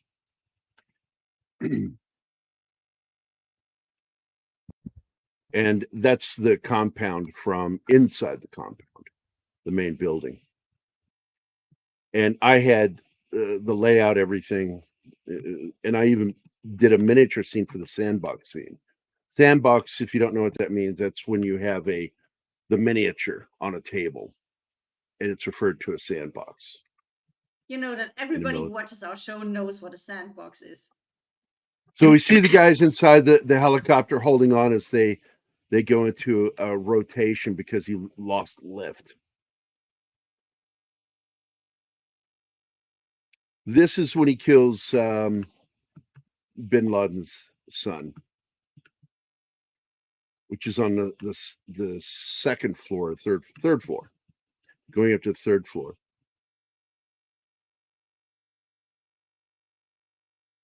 And right before the shots come at him from the sun, he says his name. They kept whispering names of the people to confuse him. And so he pokes his head out with his weapon and fires, and he lights him up. Now the redraw on this, this is the redrawn artwork because I had to redo the nogs on them. But you can actually see on the background, I'll probably have to fix that I have the old 2-eye, binocular nogs on him. And then this is the final scene. Again, wrong nogs on them. I'll put the correct ones on before we release it again. I'm also redrawing that last panel. I had to draw that so quickly because more was going on in that moment than what I show here. You can't see the weapon because he was reaching for that shelf, and there was an AK-47 on the shelf. And it's something they really don't quite show in this, is that he did reach for the shelf.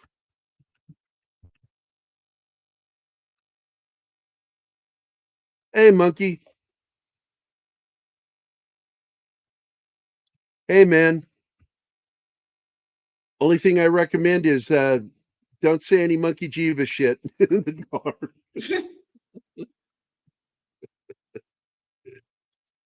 But God bless you, buddy.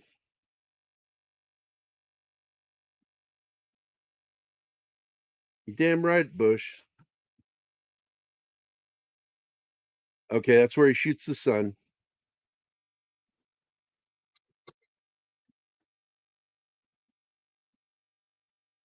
And it's a lot of it is fairly much like what we did in the book. And we did the book a year before they did the film. And Dale at first was upset a little bit. I think Del Vecchio was, not Dale Dye. I think it was Del Vecchio that was pissed, saying that they took stuff from the book. Because we knew they tried to get rights to our book. And IDW, they do business with what is that company? It does The Walking Dead. They're one of the producers of the show, executive producers. They were the agency that handled our book, and they screwed us because they wanted a seat on the movie. They wanted to be an executive producer, top of the line, above the line. And when they didn't get what they wanted, they screwed us and said no. And it pissed me off because our book would have been credited for the film. These were part of the film. And I don't know if it was this studio or the other studio, because there was another film that came out that was terrible.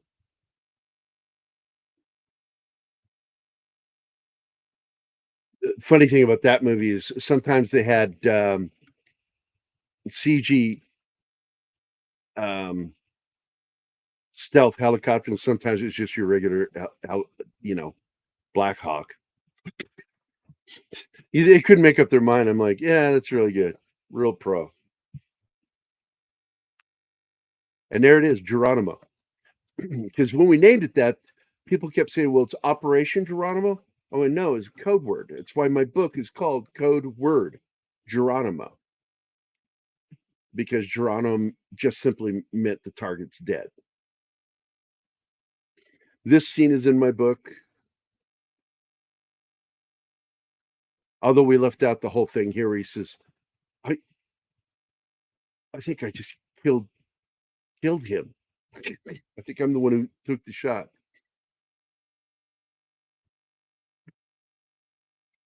And the one dude who's taking credit for being the one who took that shot, a lot of other Navy SEALs have come forward saying that he's full of shit. I don't know. There's a lot of infighting with the SEALs, I've noticed. Probably more than I've seen with any other special forces group. It's there's a different breed of SEALs today. And they kind of show that with the TV show. Yeah, I remember we showed that one too, them getting killed.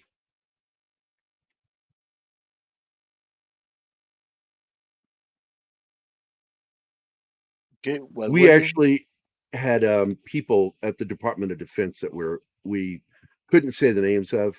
They helped us with the details we had in our book. So a question. Yeah. Do you think because of the rise of social media, like with Hollywood, we are now seeing a lot of Hollywood actors online. We're seeing more military, more SEALs online. Do you think that's part of it? Or because you have this group that was at one point very secretive, now you have people who are very upfront, writing books, being online. Well, they still have to. They still have to go through the process, Stephen. They still have to go through a process. They got to have approval before they can publish that book. And guys like Marchenko, Marchenko got into a lot of hot water over stuff that he did. I like Marchenko. I miss him. I think he was a great writer. And the Navy SEALs wouldn't even exist without him.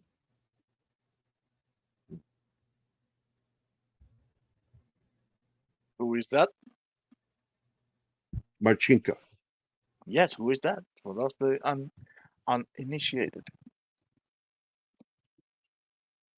Richard Marchenko? Yeah, I've heard of him, but I don't remember if I've read any of his books or not. I need to. I'll just open this up so you can see and read for yourself. I'll be put into the private chat. There you go. That's who Richard Marchenko is. Marchenko was the former head of SEAL Team, specifically in charge of SEAL Team 6. He gave them their names, really. And he is the one who absolutely killed it. And he went on to, he is just, let me go through the list of stuff. I mean, he was awarded the Silver Star, Legion of Merit, Bronze Star, Navy Commendation Medal, the Vietnamese Cross of Gallantry. The guy was just simply put a badass. And he was put in charge of the U.S. Navy SEAL teams. He was the SEAL team commander. And he is the person responsible for what the Navy SEALs became and how they got their reputation. And he also left the Navy and started writing books about it. And got him in hot water, and he didn't fucking care. He is the character that's referenced to in SEAL Team TV series. The character whose son is now in the SEALs and rejects him because of who he was and what he did. And I don't think they'd do him honor with that character. Oh, it's a Croatian name.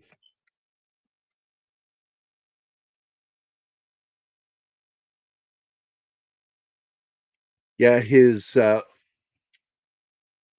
was born in Lansford, Pennsylvania, and is of Croatian Slavic descent. His father was a Croat from Herzegovina and southwest part of Bosnia, and his mother was from Slovakia.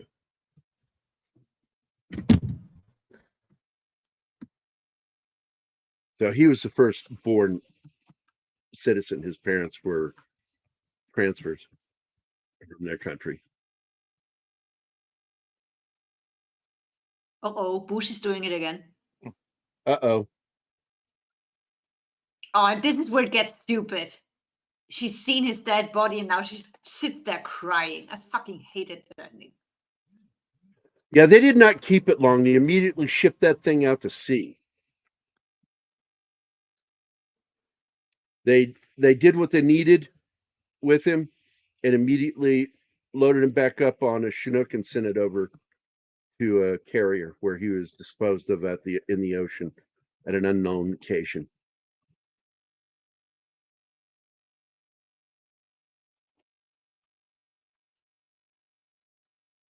And that's it for that movie. I think that was the right thing to do. Feed him to the fish. That's all he deserves. Well, they didn't want to have turn him into a martyr and have anything used for a memorial. So it's like, nope, this guy's gonna go. Bye-bye. Dumped at sea.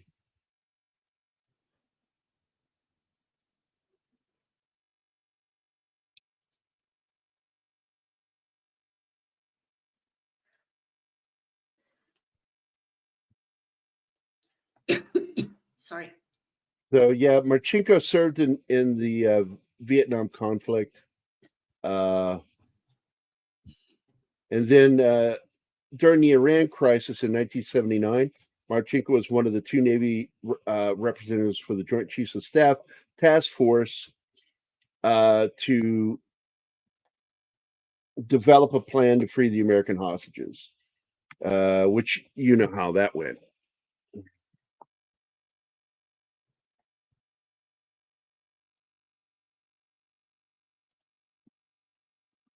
Let me pull this up again. Oprosti Alfa, pokušavala sam. Marcinko. Names are going. Yeah, names are going to be butchered on this show. And if people don't like it, don't. Again, it's just like don't care. You know, all I care is about the information. I want to make sure the information I give is correct. That's all I care about. So SEAL, you know, the Navy set up the plan for the rescue of the hostages, and then Delta Force was brought in, and the problem was that they used naval vehicles that aren't designed for desert, and everybody knows how that turned out. Fucking mess. It's a debacle. Sorry, Mama Kitty's doing something over here. I was just checking it out. One thing I remember about Marchenko, he was proud he didn't have a Purple Heart. He called it the Viet Cong marksmanship badge. What the? Nothing even insult to Purple Heart recipients. Yeah, because there's like Don's a Purple Heart recipient. He was wounded in action in Vietnam. Got hit in the ass. Yeah. I'm in the chest. Don't forget that. Yeah, well. Yeah. The ass was the bigger problem, I think. I don't know. The chest has more vital organs. Yeah, in the ass. Yeah, but you remember in Band of Brothers though, that seemed to be a running thing. You know, it's like they were all getting. You shot me in my ass, Martin. You know. Well, that's the problem. You get down on the ground to take cover. Your ass is going to stick out as soon as you move. Yeah.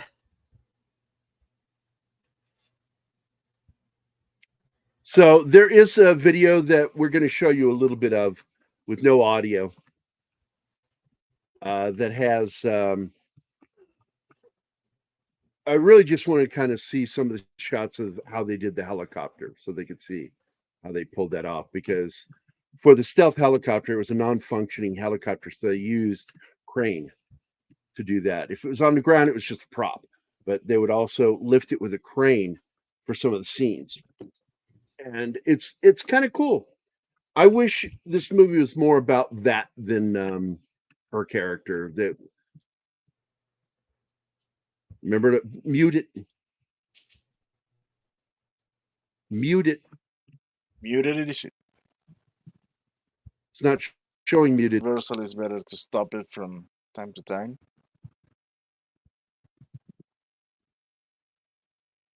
No, the effects are decent in this.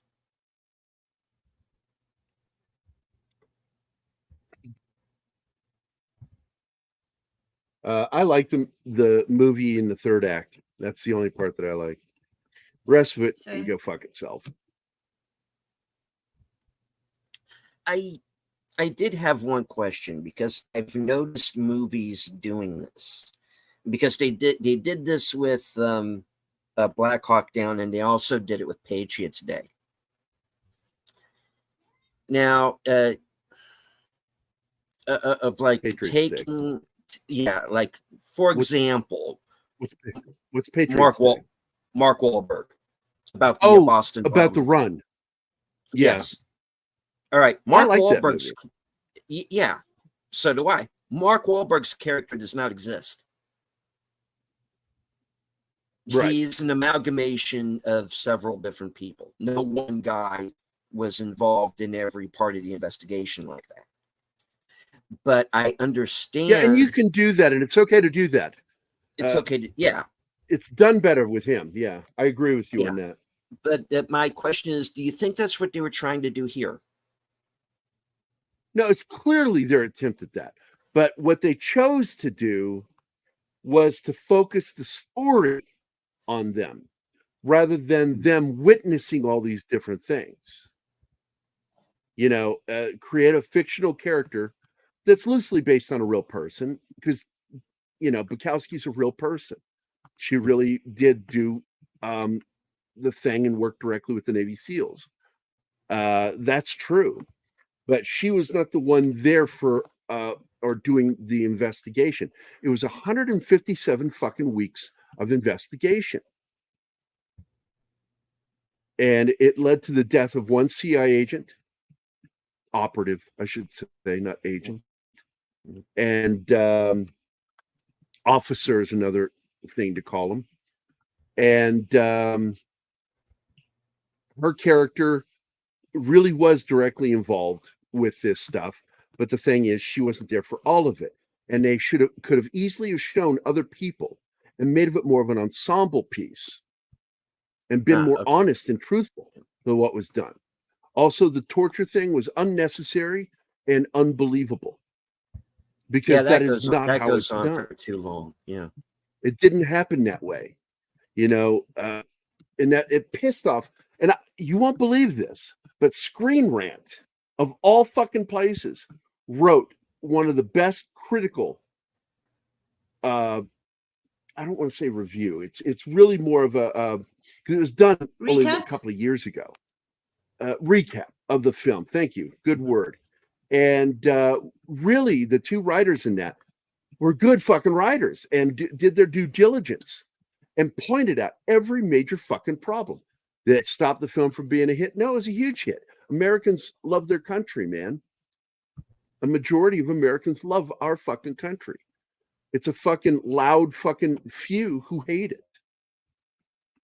And this movie did well for that reason, because of that patriotism. They call it nationalism. It's not nationalism, it's patriotism. There's a fucking difference. Yeah. Please know the difference. Love of country isn't nationalism. Nationalism comes when you support a specific group, not your fucking country.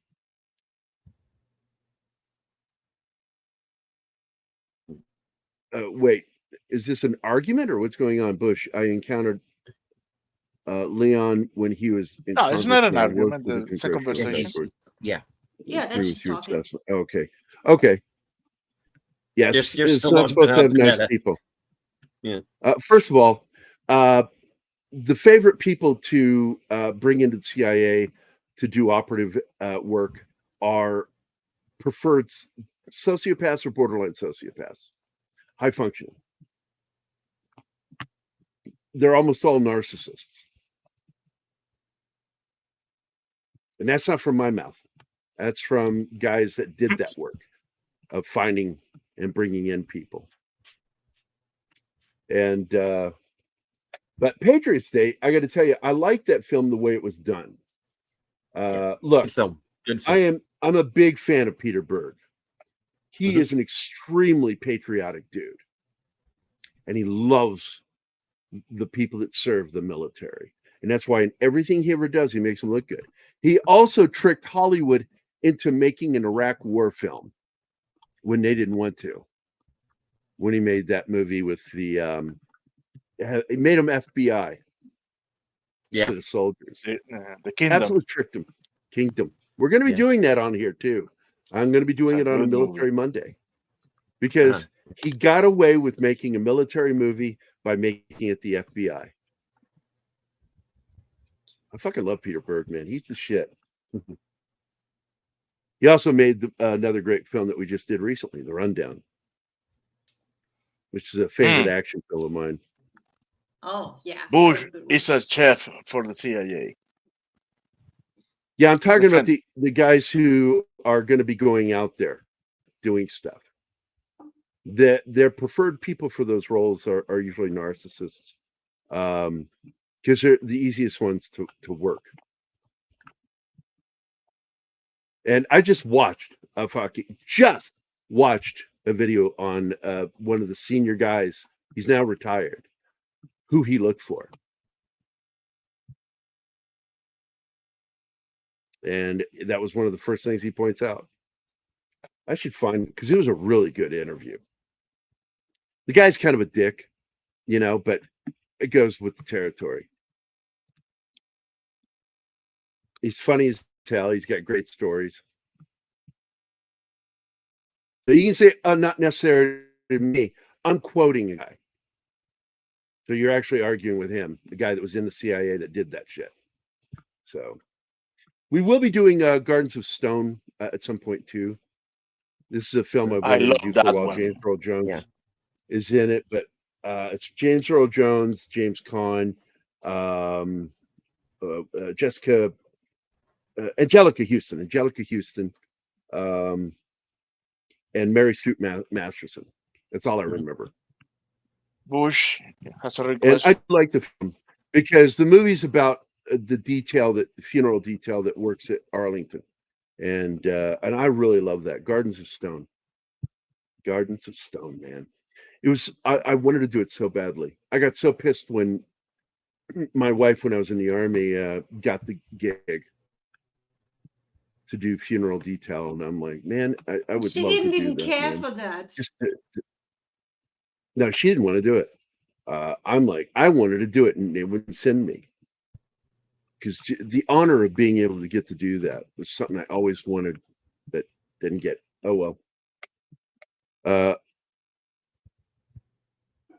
Let's see. Hey, boss. I was trying to think. Trying to think of other Bush films has we're a planning to request do. here.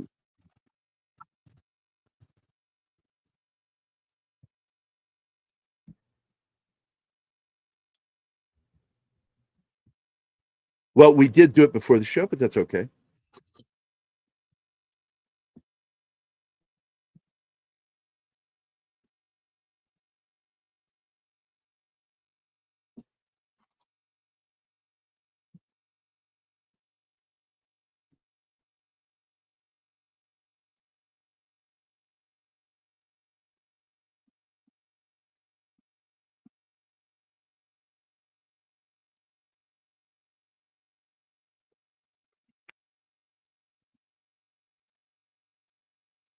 So I gave you more than 11.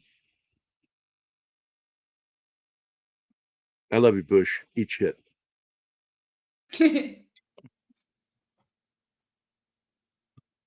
But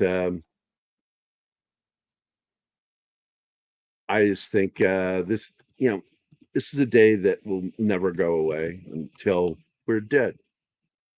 Everybody that was alive when it happened is dead. People will start to forget. I don't know. This will forever be taught in history in school, hopefully. Will it? I don't know. But yeah, the moment there are no people alive who lived through it. Oh, look at Bush loving on you. He's my buddy. He knows it. Cheese. Now I want sticky cheese. Damn you.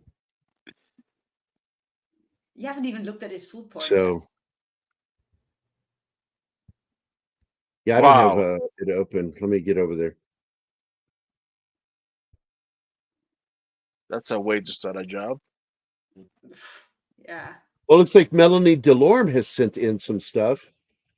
Oh, she's Some joined fresh him. tea. She's joined him in doing that. It's That's a food awesome. porn chat group now. Don't complain. I think that's awesome. I love food porn. I love food. Don't run them away.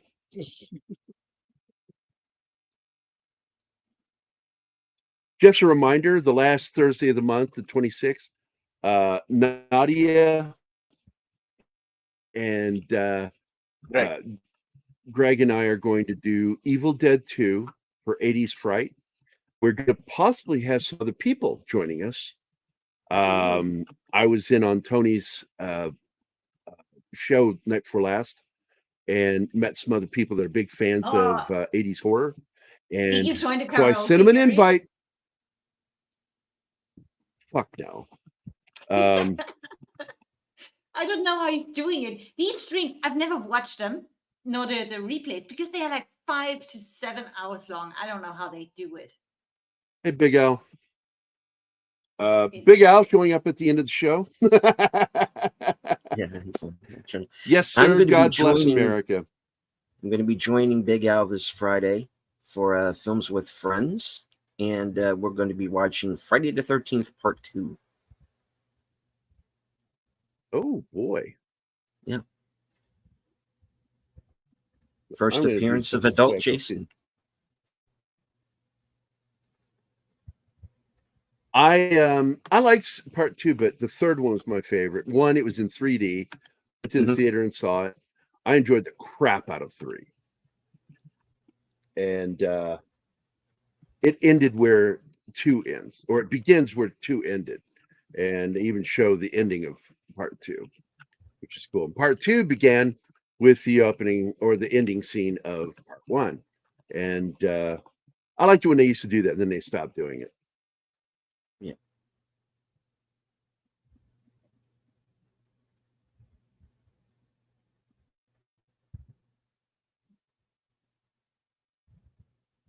I am wondering. Let's see.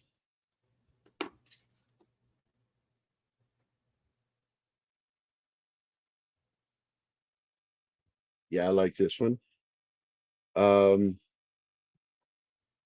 Let's see how this sounds.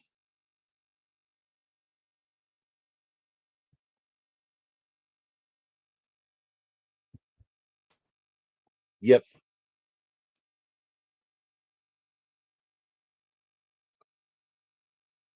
Downloading this, and actually, you know what?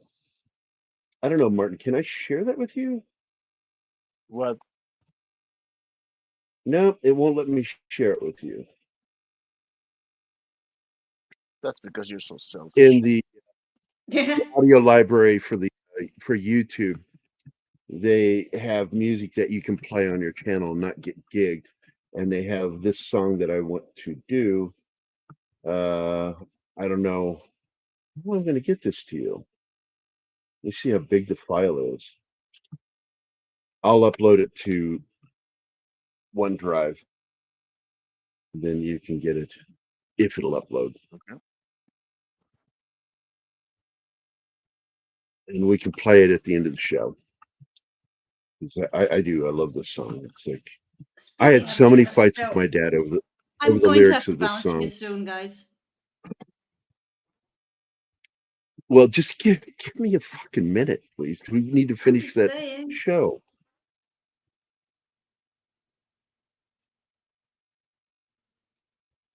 I got the long. I'm trying to wrap the show up, but I want to wrap up with this. Okay.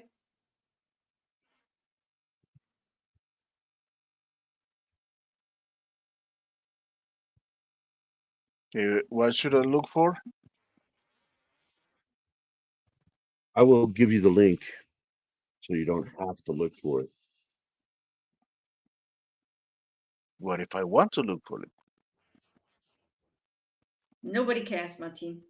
How dare you? You're breaking my heart. I'm the number 2 here. I dare. The bossette.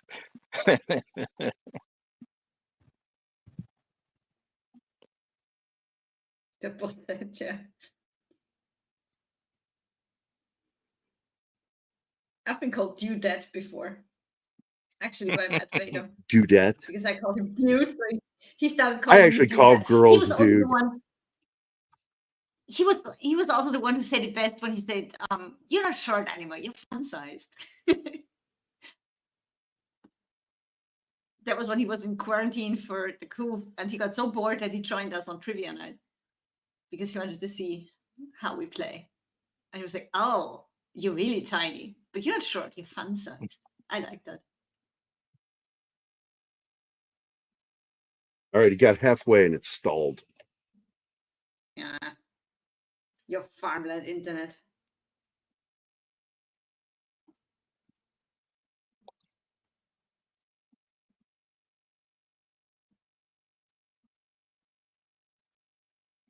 I put an image together as the lead page for my.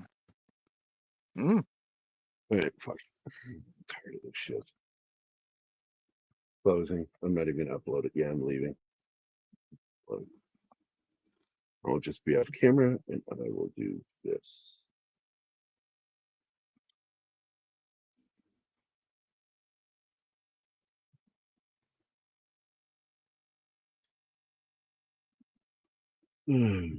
Present screen. And your audio. If you don't have anything playing, you're just going to have the audio.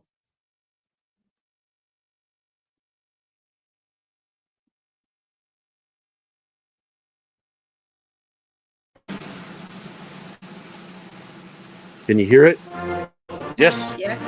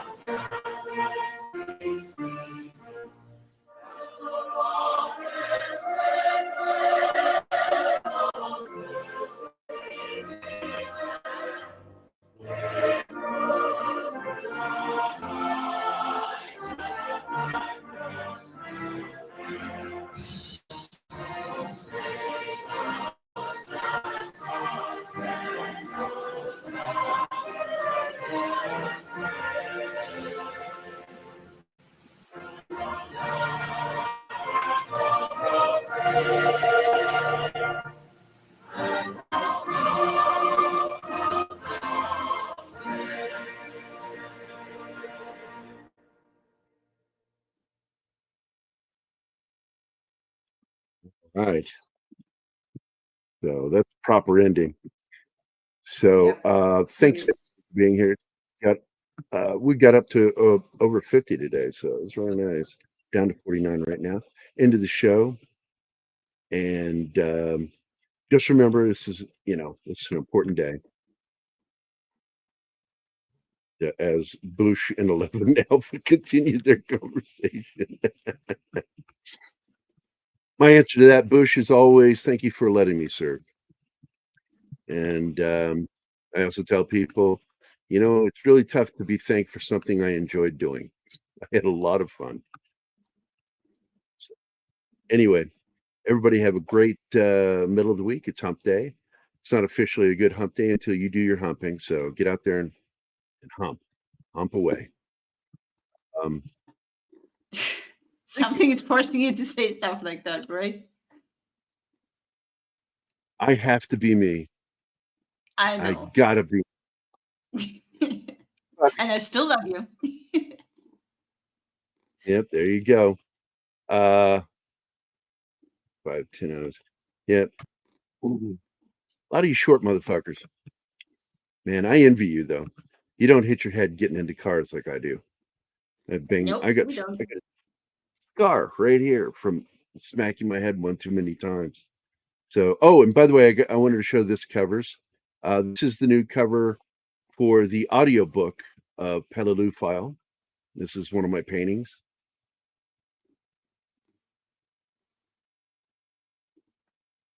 And I like that painting a lot. I really do. That's a variant of the original painting.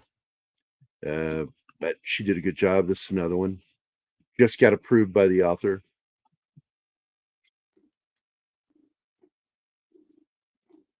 I'm not 6'2", I'm 6'3". That is squeeze so that extra cool. inch in. I love that cover. I'm so happy that they approved it.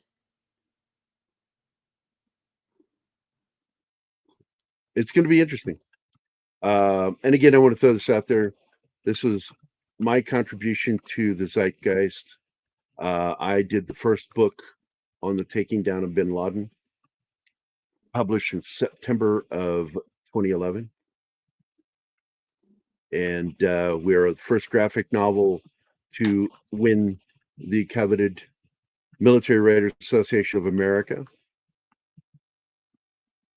And another thing is, as an artist for book covers, I am the artist with the single most awards for Military Writers Association. Because I do nothing but military book covers. Oh my, one more inch, and I'm sure the ladies are impressed. That's all I got to say. Martin, I called him 6'2" on purpose. Eat shit, Bush. Oh, I already told you that. Oh, well, fuck it. I'll tell you again. Eat shit, Bush. I'll stop telling you to eat shit when you send me some of that delicious food, motherfucker. Welcome, JPRPH1. Hey, yeah. Welcome to the show. You're going to have to back it up if you want to see what happened.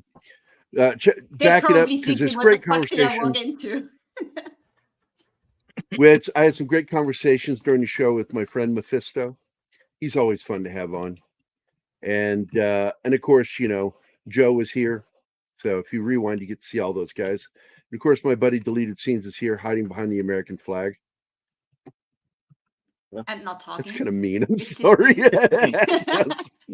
No, I love how he always hiding behind the American. I love that. Hiding behind the American flag is what I was saying. It's a joke. But there he is. There he is. My single favorite lesbian grandmother.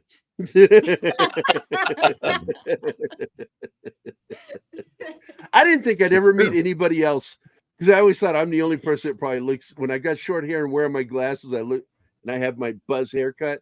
Swear to God, I look like a lesbian grandmother. And then I met Steve, and I'm like, oh my God, I met another one. But that's it, guys. We're out of here. We love you guys. We appreciate you dropping in. And there we are. We're back over 50 again. So we had a good audience today. You know, whatever God you believe in, God bless you. This is a great country we live in here in America. It's amazing. I feel so lucky to be here. Despite some of the shit going on right now, I love this country, and I always will. I will die loving this country. I look forward to seeing my military funeral. Shut the fuck up, Gary. I may fake my death just so I can see who turns up. Anyway, everybody, thank you all who have served your country that watched today, especially you, 11 Alpha. I appreciate you, man. We do need to talk soon. I'm going to send you my phone number so we can have a conversation. Stephen, thanks for being here. Thank you, Joe, for being here. Thank you, Mephisto. I want to thank Martin Costa Santana for being here and doing whatever it is he does here. And I want to thank Anima for being here to correct me when I don't really give a shit about being corrected. Fuck you, Gary. There, at least one of you said it. It's like I'm not loved anymore. It's like, that's how you show me love, is by saying mean shit to me. Shut the fuck You're up. the most wonderful person in the world, Gary. Yeah, you know, for you, Martin, I'm going to play this video. The following people are gay.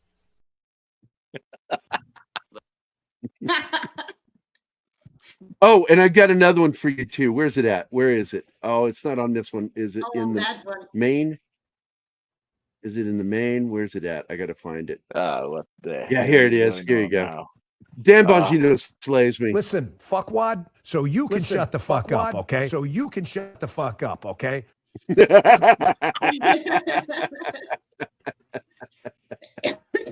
That's it, guys. We're going to get the hell out of here. Thanks for being here, man.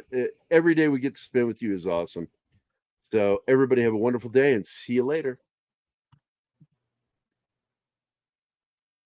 Hello.